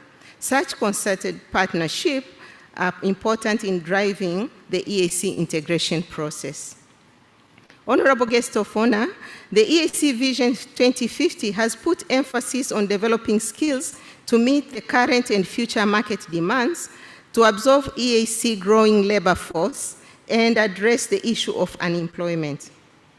The theme of this forum, Nurturing Sustainable Skills Development for Graduate Employability through Academia-Industry Partnership, is a testimony that the academia, public and private sectors are working together to support EAC attaining its Vision 2050. Honorable guest of honor, distinguished participants, developing a skilled workforce requires taking training that is consistent with emerging development opportunities. At the EAC, we have focused on infrastructure development, industrialization and manufacturing, value addition in agriculture and industry, sustained management in natural resources, and management of skilled human capital as some of the interventions that will drive economic growth of the region. The EAC region is one of the fastest growing economic blocks with an estimated population of 283 million people, out of which we have more than 70% being the youth.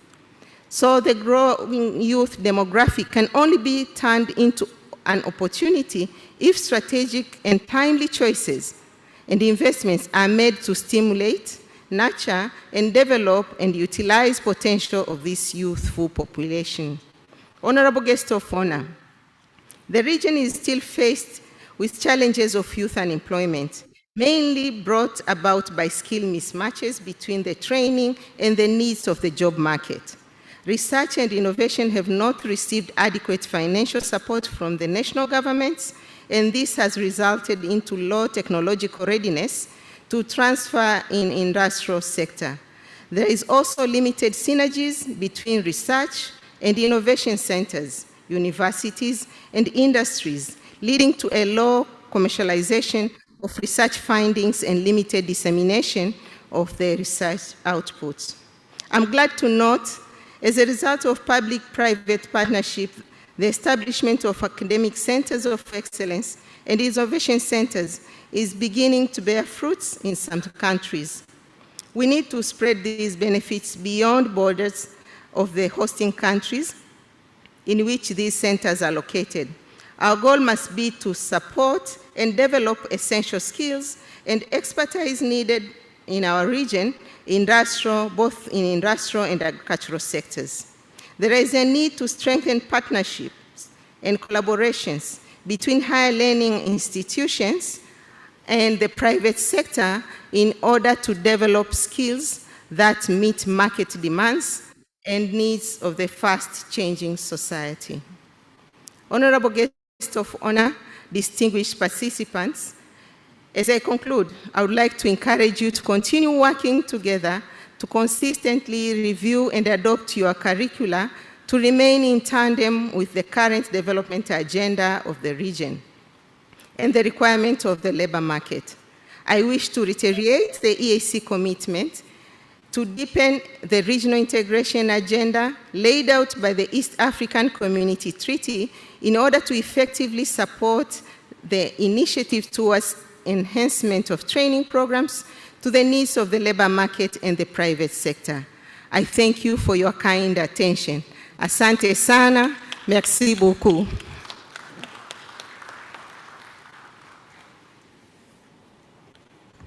Thank you very much, Dr.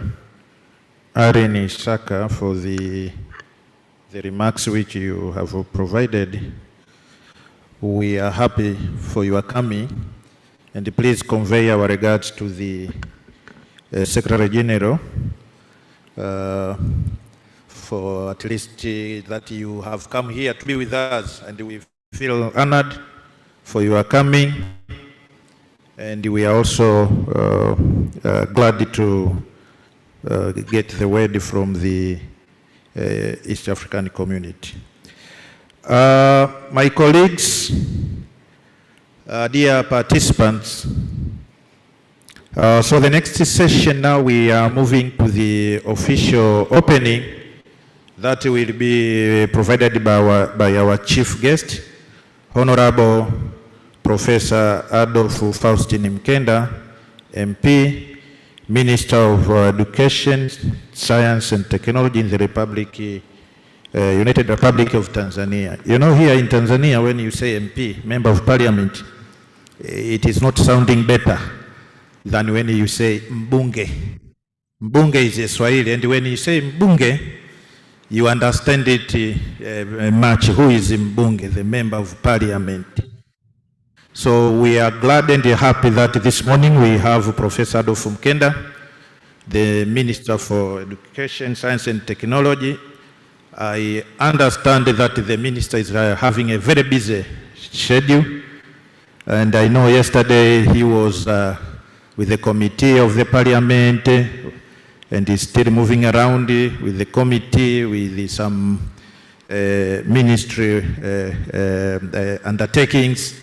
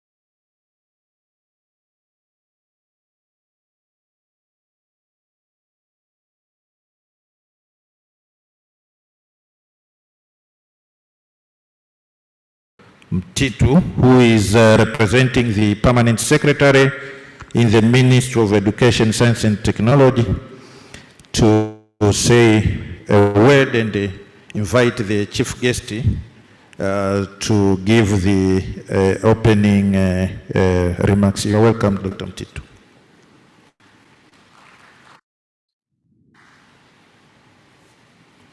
Good morning.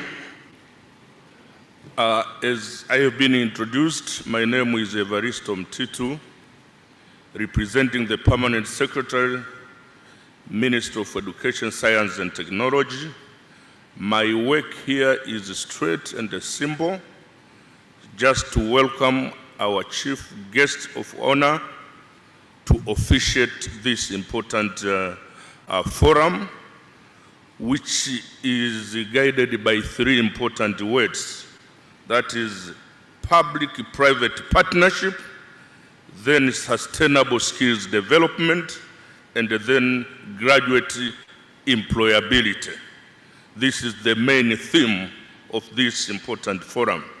Without, or for the interest of time, may I take this opportunity to welcome Honorable Minister Professor Adolf Mkenda, Minister for Education, Science and Technology, to share with us wise words to mark the opening of this important session.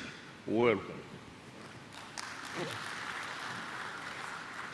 Please let us stand as it's coming, and can we clap again? Thank you very much, Dr. Mtitu. Dr. Irene Saka, representing the Secretary General of the East African Community, yourself coming with a heavy portfolio under the East Africa. A representative of the Federal Republic of Germany, Johannes, Professor Calixte Kabera, the chairperson of the IUCEA governing body and members of the governing board, Professor Gaspar Banyankimbona, the executive secretary of Inter-University Council of East Africa. I understand you speak virtually Kiswahili, Kirundi, French, English, Kinyamwezi, and other languages. Mr. John Bosco Kalisa, the Executive Director of East African Business Council, thank you for for being here. Professor Kihampa, the head of TCU in Tanzania, vice chancellors of public and private universities present here, principals, rectors, and directors of technical and vocational education institutions present, chief executive officers of private companies, distinguished guests, ladies and gentlemen. Let me first of all express my joy and thanks for the opportunity to come, say a few words, and officiate the opening of this very important conference. And I want to take this opportunity to welcome you all to Dar es Salaam.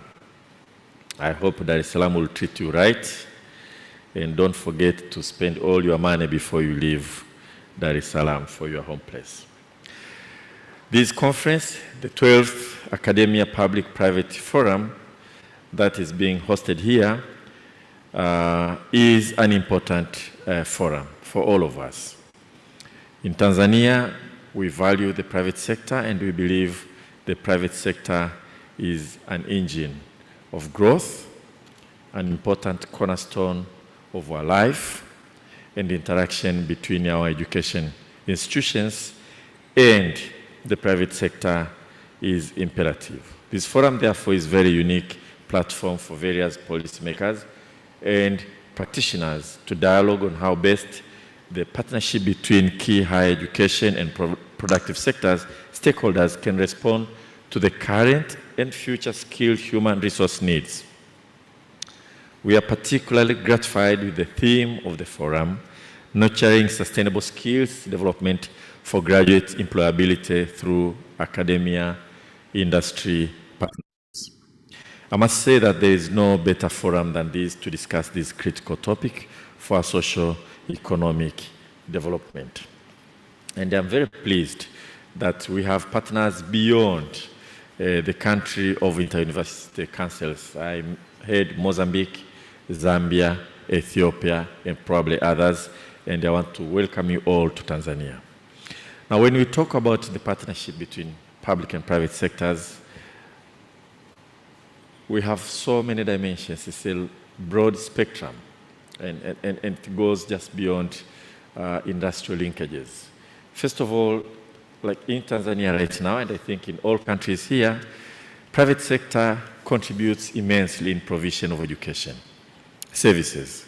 We believe education is a public good, that the public is responsible for providing to our youth, but yet the government alone cannot really satisfy the need for education, so we rely on the private sector to fill in the gap. In Tanzania, for instance, of 19,261 primary schools, 2,080 are run by the private institutions. Secondary schools, we have about 5,540, and of these, 1,329 are provided by the private sector. And when it comes to universities, we have 12 public universities in the country, but private sector provides 20 universities in the country. So in terms of numbers alone, the private sector actually has more universities than the public, although most students are enrolled in government universities. So we rely on the private sector for provision of education to support government's effort.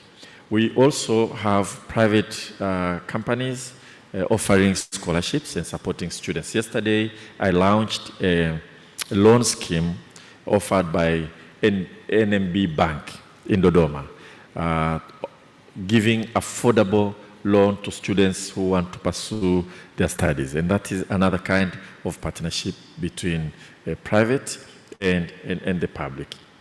And we want to encourage more participation of the private sector in this core.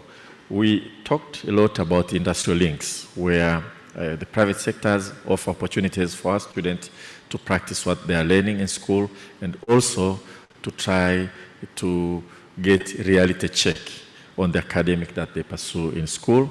And we want to encourage this, and we really rely on private sector because private sector provides significant employment opportunity in the country, and it has its own dynamics that we really want to make sure that we instill to our students as they learn, and I think this is one of the central theme of this conference here.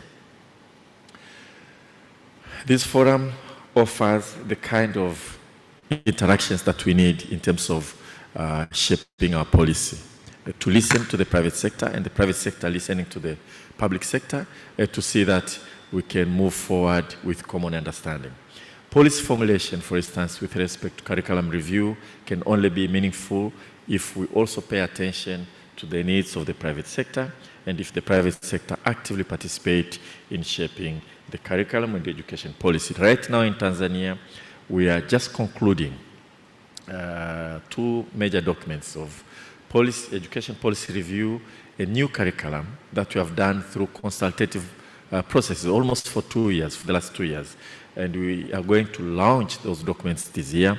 Going forward, we will still need the private sector to work with us, because in this approach, interactions between the private sector, the industry, and academia will be quite important. There's one area that has not been spoken here with respect to the private-public partnership, or public-private partnership.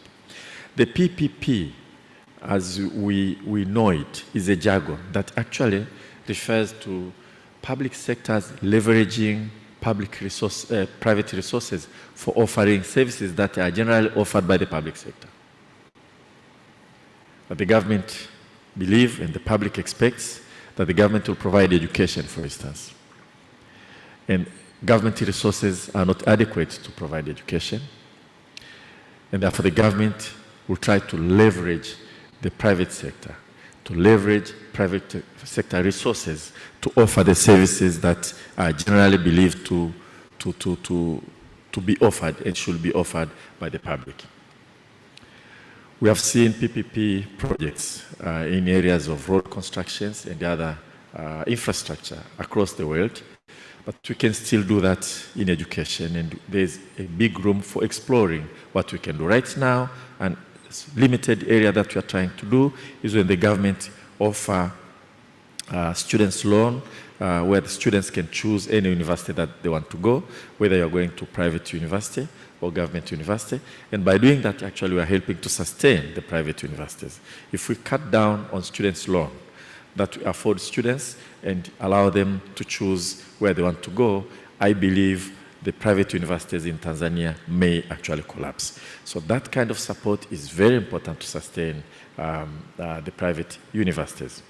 But there's even bigger room that we can exploit in terms of PPP partnership, from the lower level all the way to universities, where we want to construct libraries or laboratories, sports facilities, and so on. And given the limited resources on the public sector, there's a room for us to leverage such facilities from the private sector with proper arrangements so that we can offer the services to our youth, our students, and at the same time allow the private sector to contribute and make something out of the process. So PPP as a jargon of the government leveraging private resources for providing public services that are generally offered by the public will be very important as an area of discussion going forward. And sometimes I reflect on the number of infrastructure we need to construct in the country, and the need to continue to invest in the demographic dynamic in this country. And I can see that it is inevitable that we should use also PPP to make sure that we move lock in step with the population growth in the country. Let me say a word also about the opportunities that Inter-University Council of East Africa can offer, and we need to expand and exploit. And that is through student exchange and staff exchange across universities. And I'm glad that now you have admitted vocational kind of degrees, institutions that offer vocational degrees into your fold. When I finished my high school then, when you choose a university you want to go, with the government support, you could choose going to University of Dar es Salaam, IDM Mzumbe then, but you can also choose Nairobi University from Tanzania or Makerere in areas that has been identified. So it was common for a Tanzanian to finish high school here and be admitted in university across the border to continue the studies. And I think we need to strengthen this. First of all, because it will allow our youth wider choice of not only quality of education, but also the type of field they want to pursue. And it allows competition with universities across East Africa to attract students and be proud of having trained everybody else. It will allow our universities to be truly universal. A university is not a university if it is parochial, confining itself to the local population only. It's very important that we mix our staff, both in terms of teaching staff and students' population, to reflect diversity that the global offer. By doing this, we can also forge a stronger identity of East African community and African in general. Such a Kenyan who come and study in Tanzania will be able to relate himself or herself with Tanzanians, and a Tanzanian who goes to Kenya or Uganda or Burundi or Rwanda and so forth. So it is very easy for us to keep talking about East African community and the integration and anthem that we sang here very well. But if we don't instill that in the next generation through education opportunities, I don't think that is going to take us very far.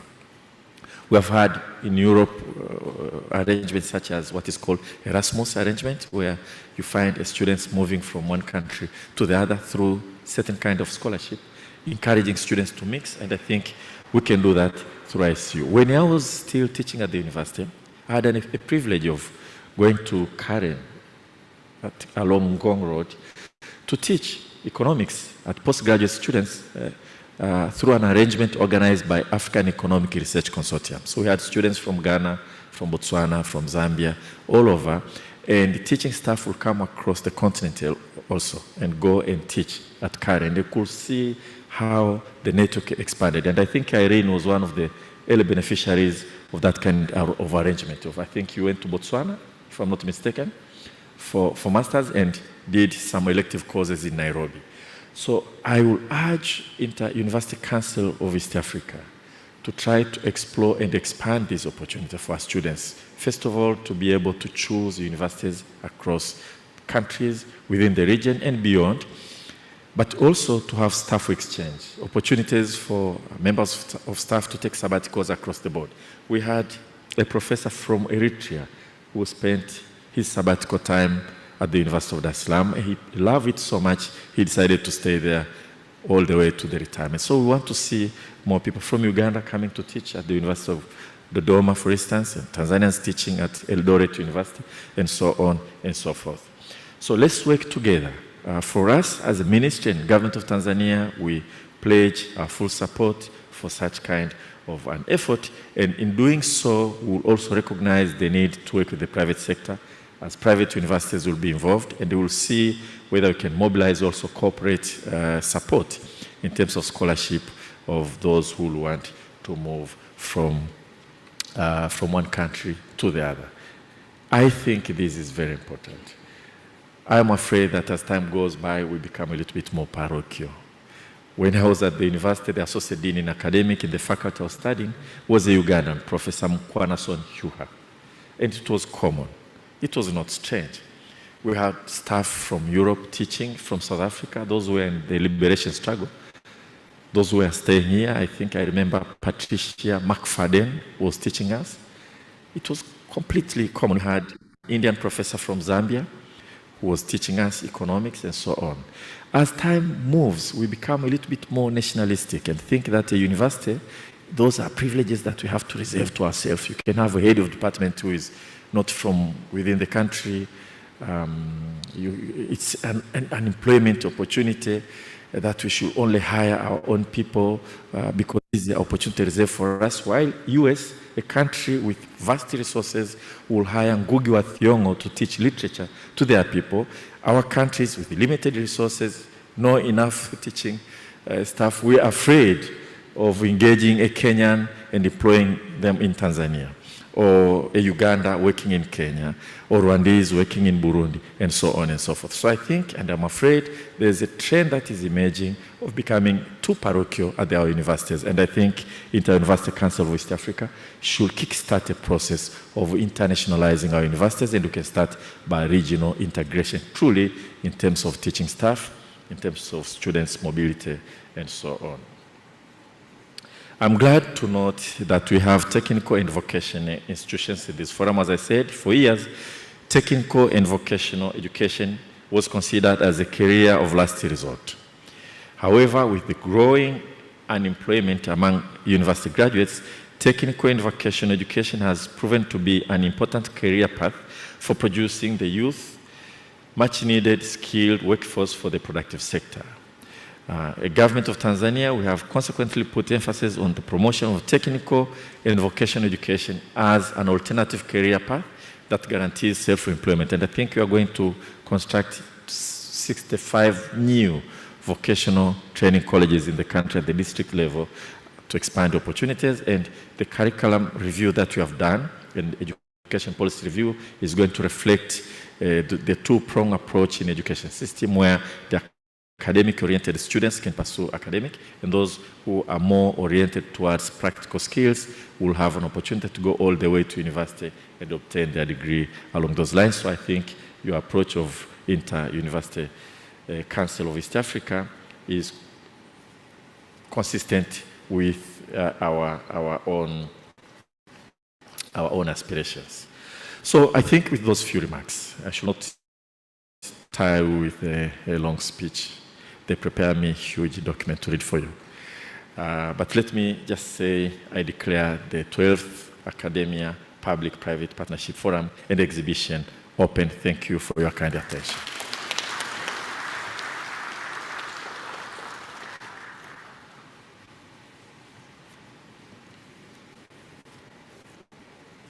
Honorable Chief Guest, Professor Adolfo Mkenda, Minister for Education, Science and Technology in the United Republic of Tanzania.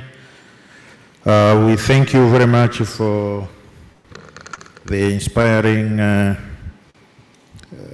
opening remarks.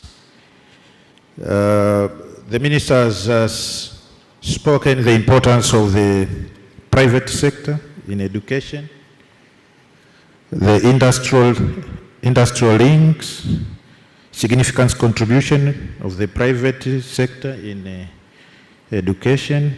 He has also spoken the importance of this forum in various interactions, including on review and the policy formulation.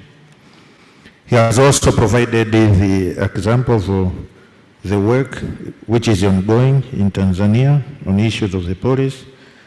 He also said about the PPP and in particular the support provided by various governments.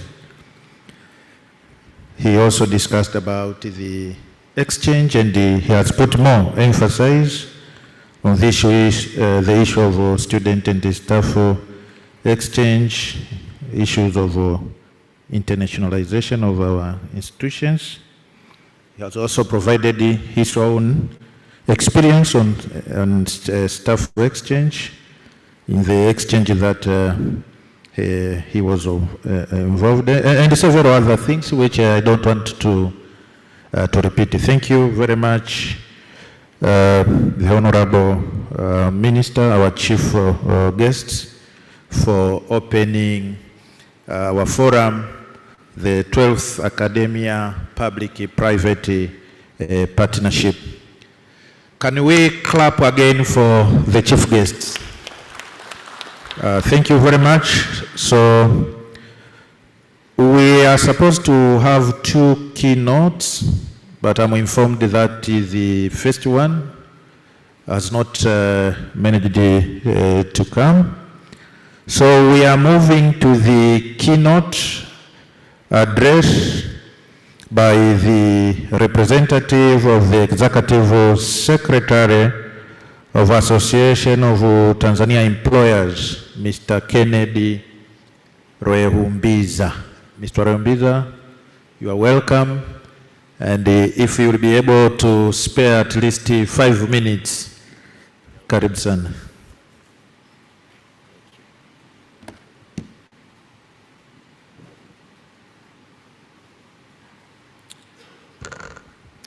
Chief guest, the Minister of Education, Science and Technology, the United Republic of Tanzania, Honorable Professor Adolf Faustin Mkenda, Member of Parliament, the Secretary General, East African Community Secretariat, Honorable Dr. Peter Mathuki, the representative of the Republic of Germany, the chairperson of the Inter-University Council for East Africa Governing Board, Professor Kalisti Kabera, and members of the Governing Board, the Executive Secretary, Inter-University Council for East Africa, Professor Gaspard Banyankimbona, the Executive Director, EABC, John Bosco Kalisa, Vice Chancellors of public and private universities present, principals and directors of technical and vocational education institutions present,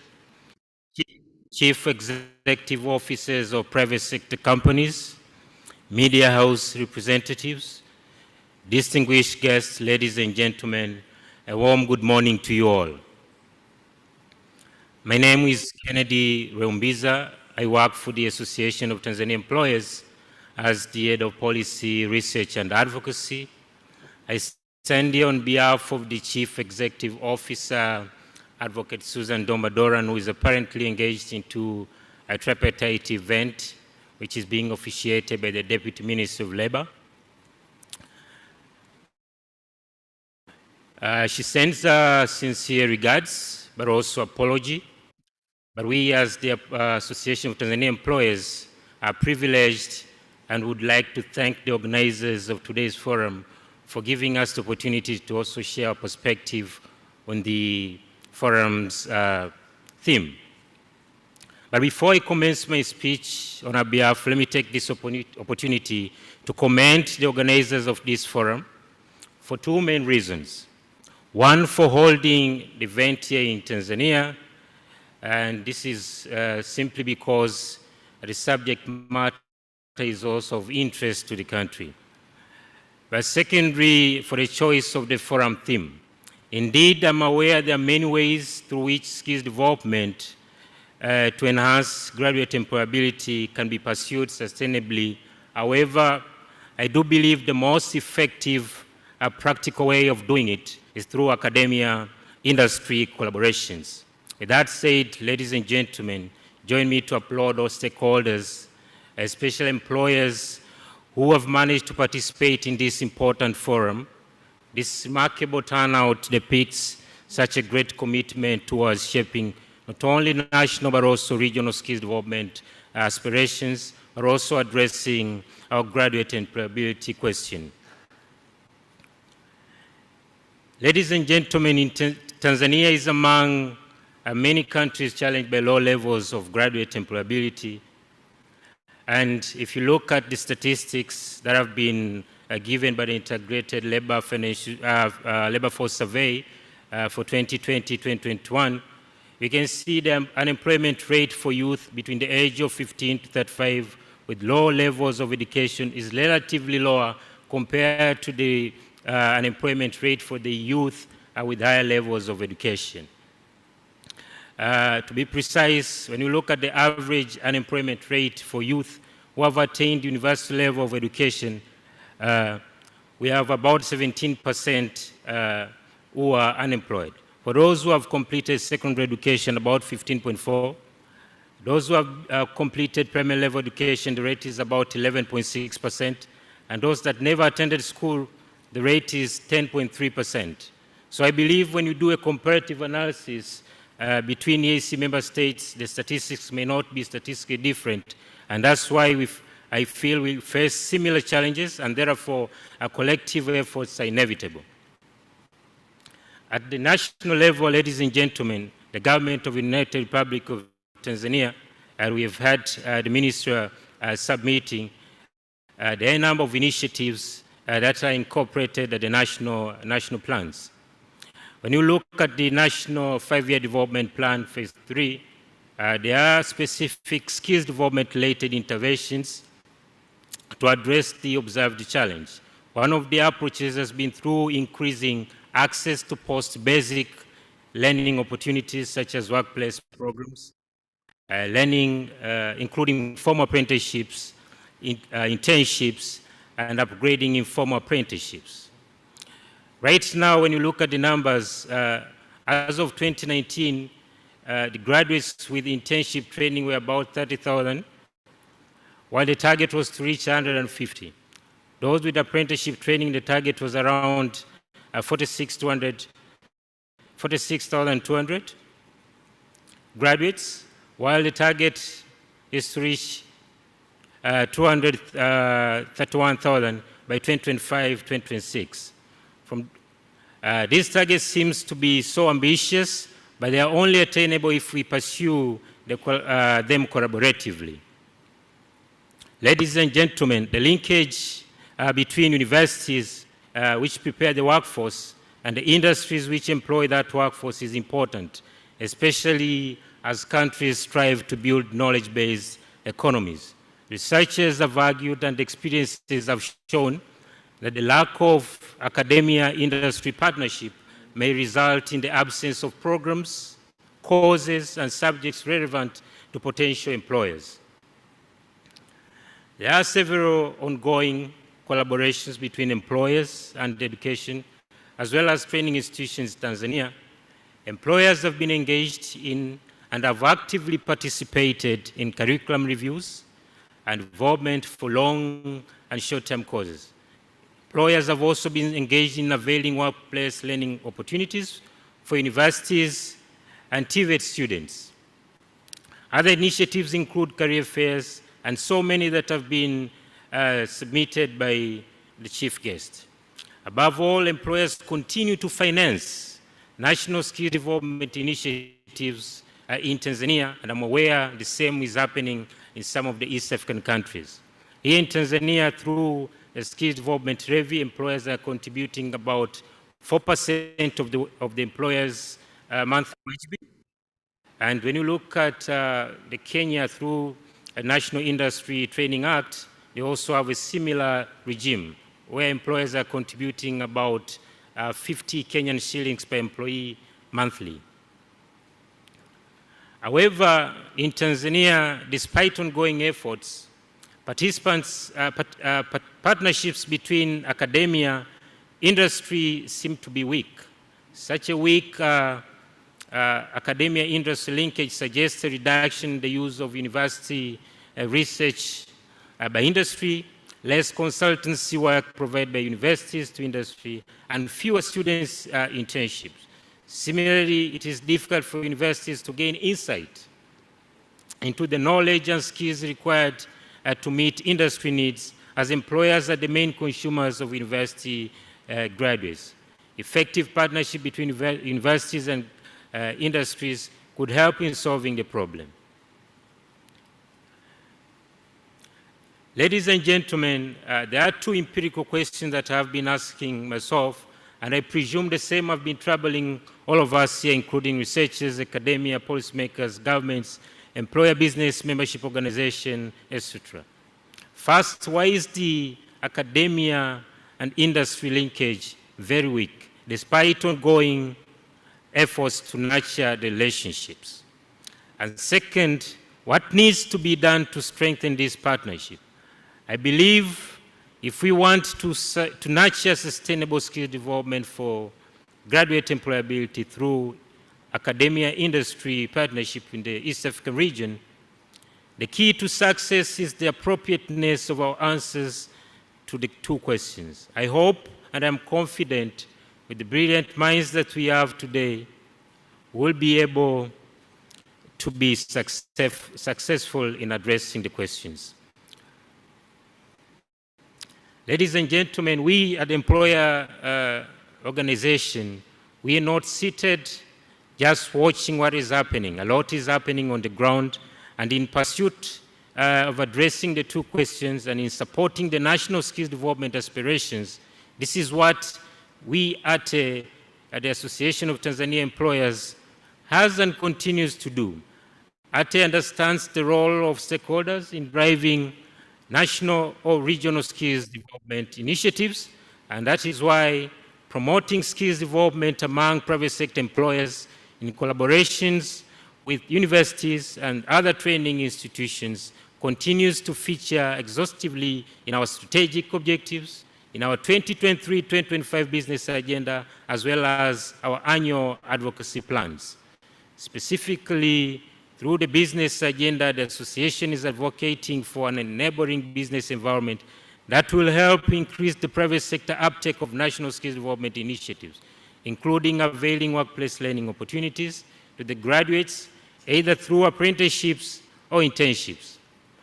Additionally, ATE continues to enhance awareness among employers on the existing initiatives, promote collaborations between companies and universities or training institutions, but most importantly, ATE has been proposing incentives to attract the private sector involvement into various skills development initiatives.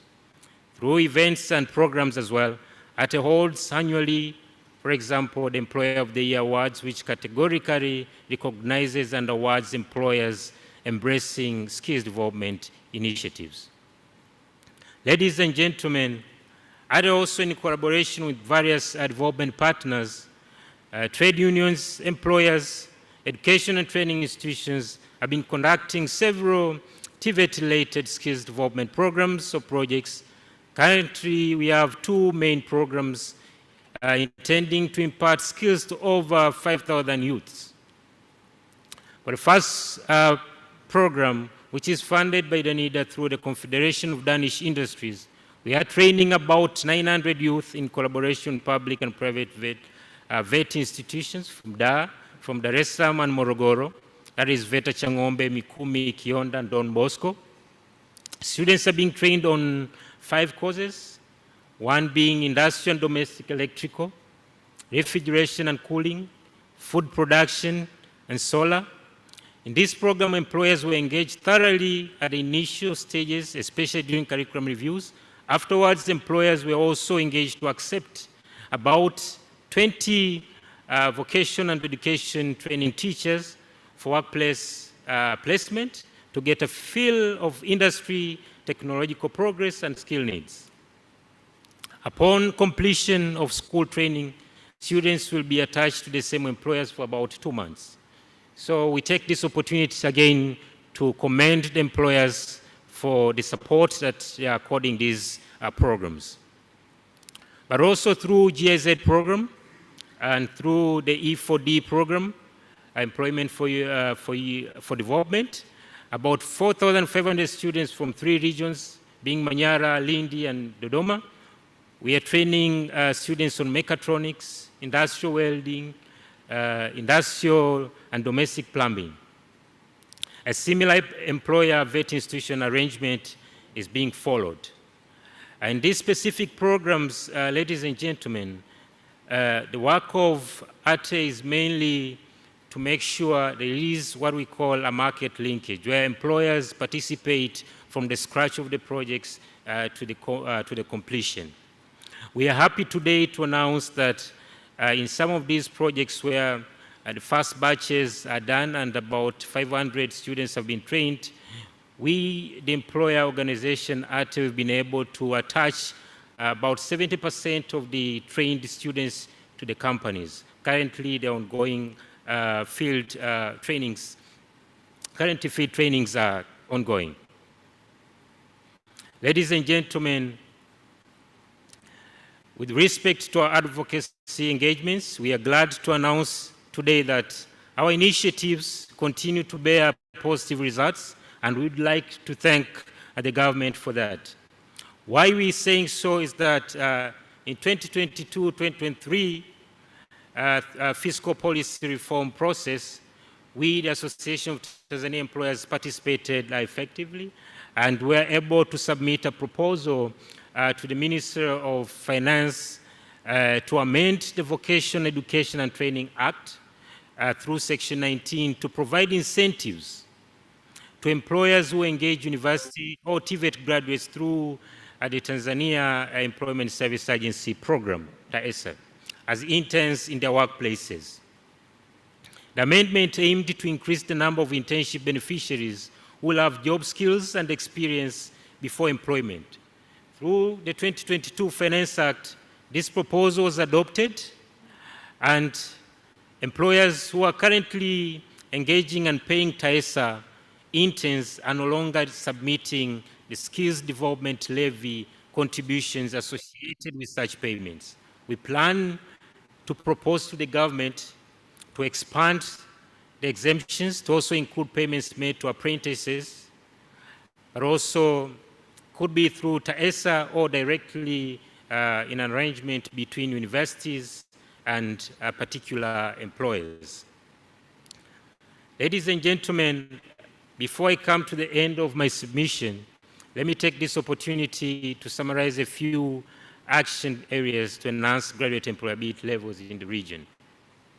We, the Association of Tanzania Employers, call upon member states' governments to continue availing a conducive business environment and investment climate to facilitate and promote private sector investment within the region and thus grow the region industrial base. It's the region industrial base that will be able to absorb the youth that our universities is supplying to the labor market. We urge also the member states government through ministries responsible for education, labor and employment in collaboration with social partners to continue organizing such high-level dialogues where stakeholders share experiences on how best to design appropriate incentives to fit specific skills development financing regimes. We also urge the Inter-University Council for East Africa to coordinate industry-university dialogues either through the East Africa Employee Organization or country-specific employee organization, for example, through the Federation of Kenyan Employers, Federation of Uganda Employers, the likes of Association of Tanzania Employers, etc. But also at country level, we also call upon employers to continue embracing various national skills development initiatives. We at ATE will continue to engage the government on your behalf to ensure appropriate policies are adopted. With those few submissions, let me stop here. I wish you all an effective deliberation, and we look forward to receiving actionable plans, and we ATE will be happy to pursue those recommendations that lie within our mandate to ensure they are embraced by the government and our dear members. And the good Lord bless you. Asanteni kwa kunisikiliza.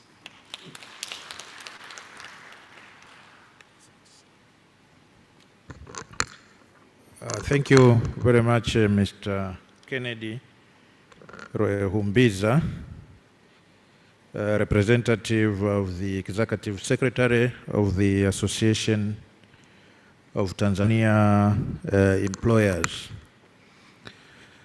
Chief guest, Professor Adolf Mkenda, the high level and the dear participants, we are now reaching to the end of the opening session, but let me take again this opportunity to thank the Honorable Minister, as I said, for providing time within the busy schedule to come and officiate the opening of this important forum.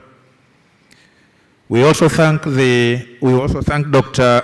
Irene Kisaka for coming, representative of the ambassador of the German embassy here in Tanzania. Thank you for coming, and I understand that the Honorable Ambassador was here with us in the morning, but because of other unavoidable official undertaking, she had to leave. Dr. Mtitu, thank you for coming, representative of the Permanent Secretary.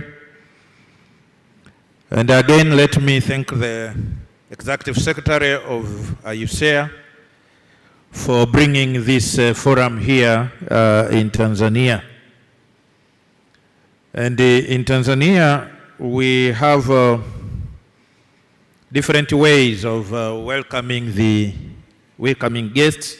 And some region, like the region I come from, when you are reaching to our region, you will see there is a post which is indicating, welcome to our region. And in some region, when you are leaving, you will also see the post indicating in Swahili, kwaheri. But in your region, it is just karibu tena. So you will see welcome and welcome again. So we don't have that say kwaheri. So meaning that you are welcome in this session for the 3 days that we'll be here. And Honorable Minister, I know that you have a busy schedule, but because you are also the important partner in this forum, if you happen to be in Dar es Salaam within these 3 days, you are welcome again, so that you will be here and share your experience also as an academician. So let me take this opportunity again to invite the Secretariat to proceed with the other sessions as indicated in the timetable. Karibu, Dr. In. Can we clap for Professor Charles? You'll all agree that he has done a fantastic job, and we're very grateful for Professor Charles Kihampa. Our chief guest, we have finished the important aspect of the opening. We are very grateful that you gave us your time for this. Quickly, we're going to have a group photograph.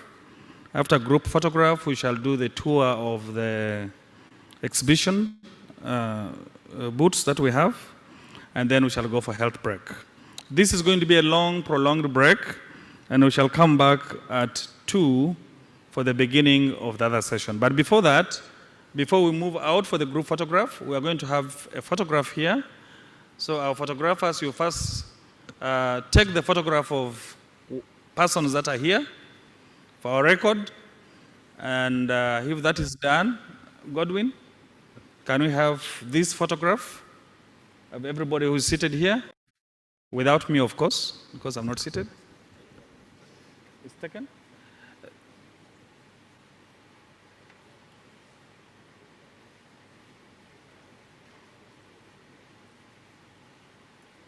Can we also have members of the executive committee come and stand behind our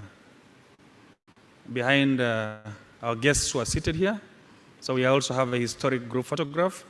Members of the executive committee of IUCA, kindly walk up and stand behind the team here.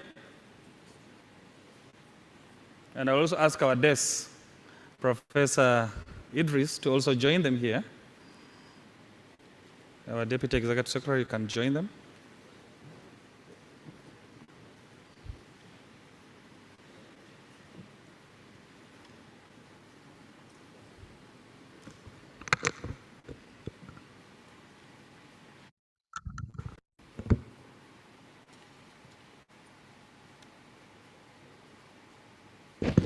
Godwin, let me know if you people are done.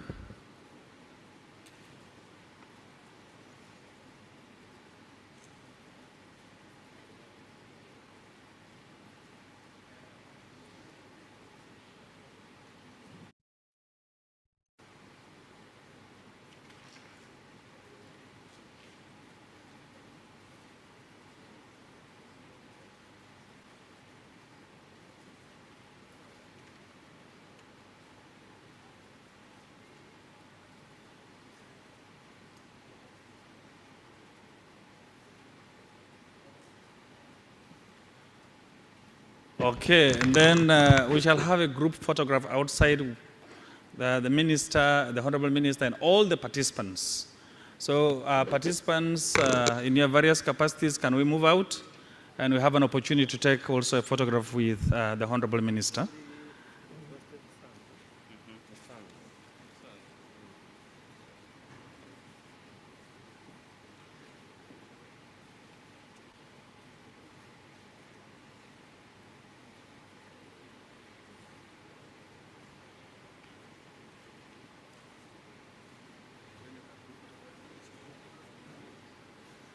Members, can we do that a bit fast? Let's move out for the group photograph.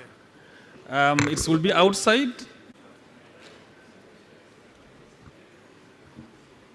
Members online, we're going for a group photograph. I was going to request you also to do your own group photograph, but that's technically very difficult. We shall take the screen, the photograph of the screen. Ushers and protocol team, could you quickly mobilize members to go for the group photograph?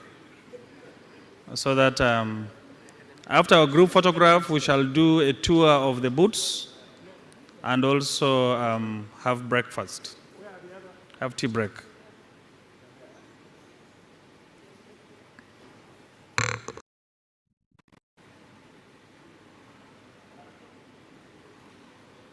We wish to thank members of who are online. What is happening here is that members are moving out for a group photograph, and then we shall be touring the booth. I hope, Ben, you and your team have a mechanism in which you can make those online to be able to see the booths virtually, so that they're also satisfied with what's happening. And then thereafter, we shall have our tea break. We are going to resume again at 2. So we have an extended time, and Ben will be able to take you virtually through all the booths for those of you online, so that you don't miss anything and you have the virtual reality of what is happening here. We hope to see you again at 2 o'clock, and please keep yourself on, even if you are going to do something in between this time. We want to thank you so much for your time, and thank you for bearing with us in terms of the time and the delays we had in starting. Once again, members, can we quickly get out so that we can have the group photograph taken? And on my part, to say thank you so much for the support you have given us, and best wishes. Thanks.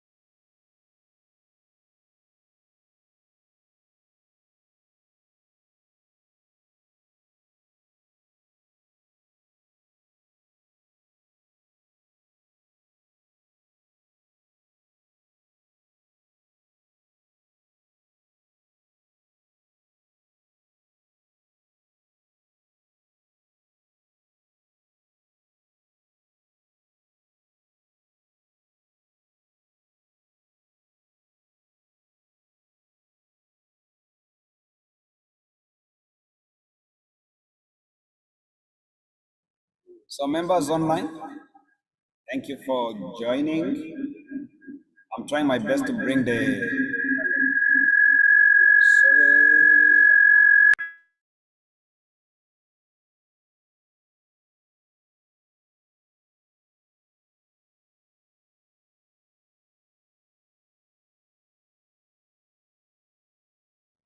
Well done. I'm trying my best to bring now the opening of the exhibition. In few minutes, I will be able to show you what is happening outside the premise here at Julius Nyerere International Convention Center. So you'll be able to see the exhibition set, the team twirling it. We have started the work to see if we can get them. Thank you. Just stay tuned, be with us.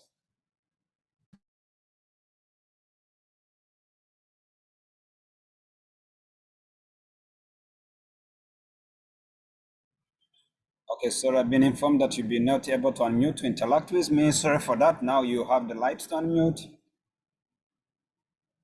There's no other discussion going on. But you're welcome to give a feedback if you can hear us. Hello, Hi, Ben. Hi, how are you? Hi. Good, good. It is very cold here. Oh, cool. Even it was flooding. Eh? Even it was flooding. Yeah, it was also flooding, but today it has not yet rained. Hey. Sister Maria Goreta, I saw you trying to talk. You unmuted. You can unmute. Let us have the life back in the room, in our virtual room. Hello, Hi, Ben. Richard. Hi. Did you send this to all member universities? Yes, we did. Okay. Yes, Patrick, how are you? Good, sir. How are you? And share a request to people to join. We have only, as you can see, very few people. Excuse me, Ben. Yes, please. How about our people from DR Congo? Is there anything like translation for French or something like that? Yeah, so far, sorry, there's no simultaneous translation as of now. Yeah. We didn't manage to improvise. But also people from Burundi, also many are speaking French.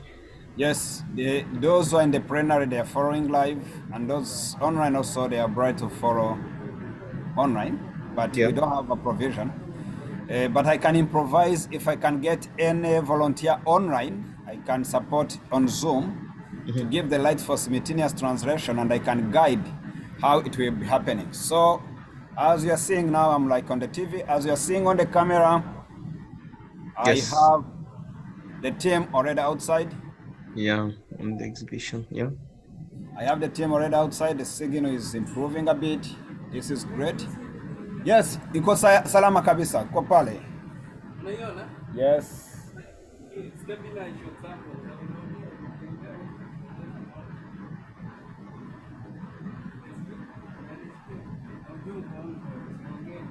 Yeah, thank you very much indeed for being here online. Kind of share live. I was replying to Richard that I can be able to improvise the simultaneous translation in, and what I will do, I give that person the lights to translate from English to French, and the people online will be able to listen in terms of translation. So the provision can be done, but I'm sorry we didn't manage to get that one. No problem. They will adapt. I see someone who is trying to translate with the transcription here. Yeah, we can use transcription, but if we get someone who can translate simultaneously, the technology allows. Unfortunately, I didn't manage to get one. Okay, it was not planned and provided allowed. Yeah. No, I can't. For me, I will not be very. I will not be there alongside the day. But it was just a request. If there is no one, maybe they are not online. Those guys who speak French. Yeah, but kind of share it widely. Yeah, yes, I did. Saudi hapa. So, okay. I want you to turn on this. It is on. Alafu nikupe cable ya audio. Okay. Mbona isikiki? No, nilikuwa sitaki kutuma kwa room.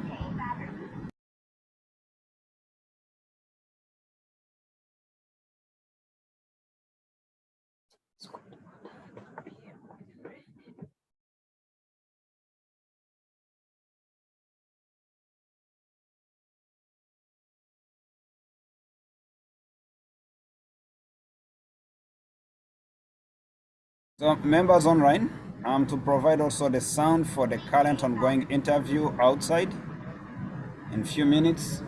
Tunapasha tufungue pale kwa hii mix. Sasa huyu ako line gani?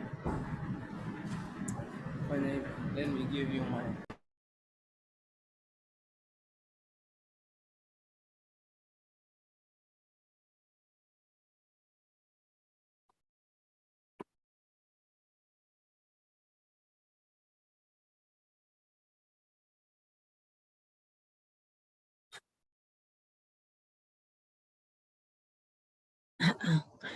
The chairperson will accompany.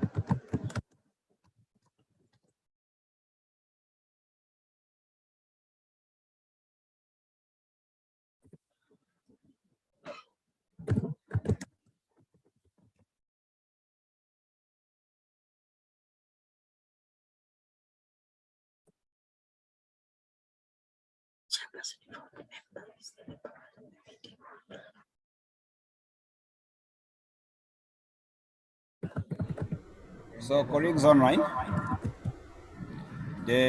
we'll be showing you the pictures but no audio.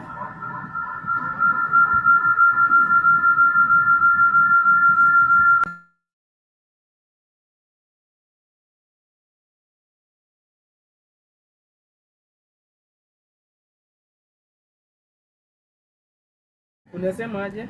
So Mnatembea sana. I will be having the session online now. We have finished the press conference with the Honorable Minister. We are having Executive Secretary of Inter-University Council. Then after we'll be opening the exhibition, and you'll be able to see what is said there outside.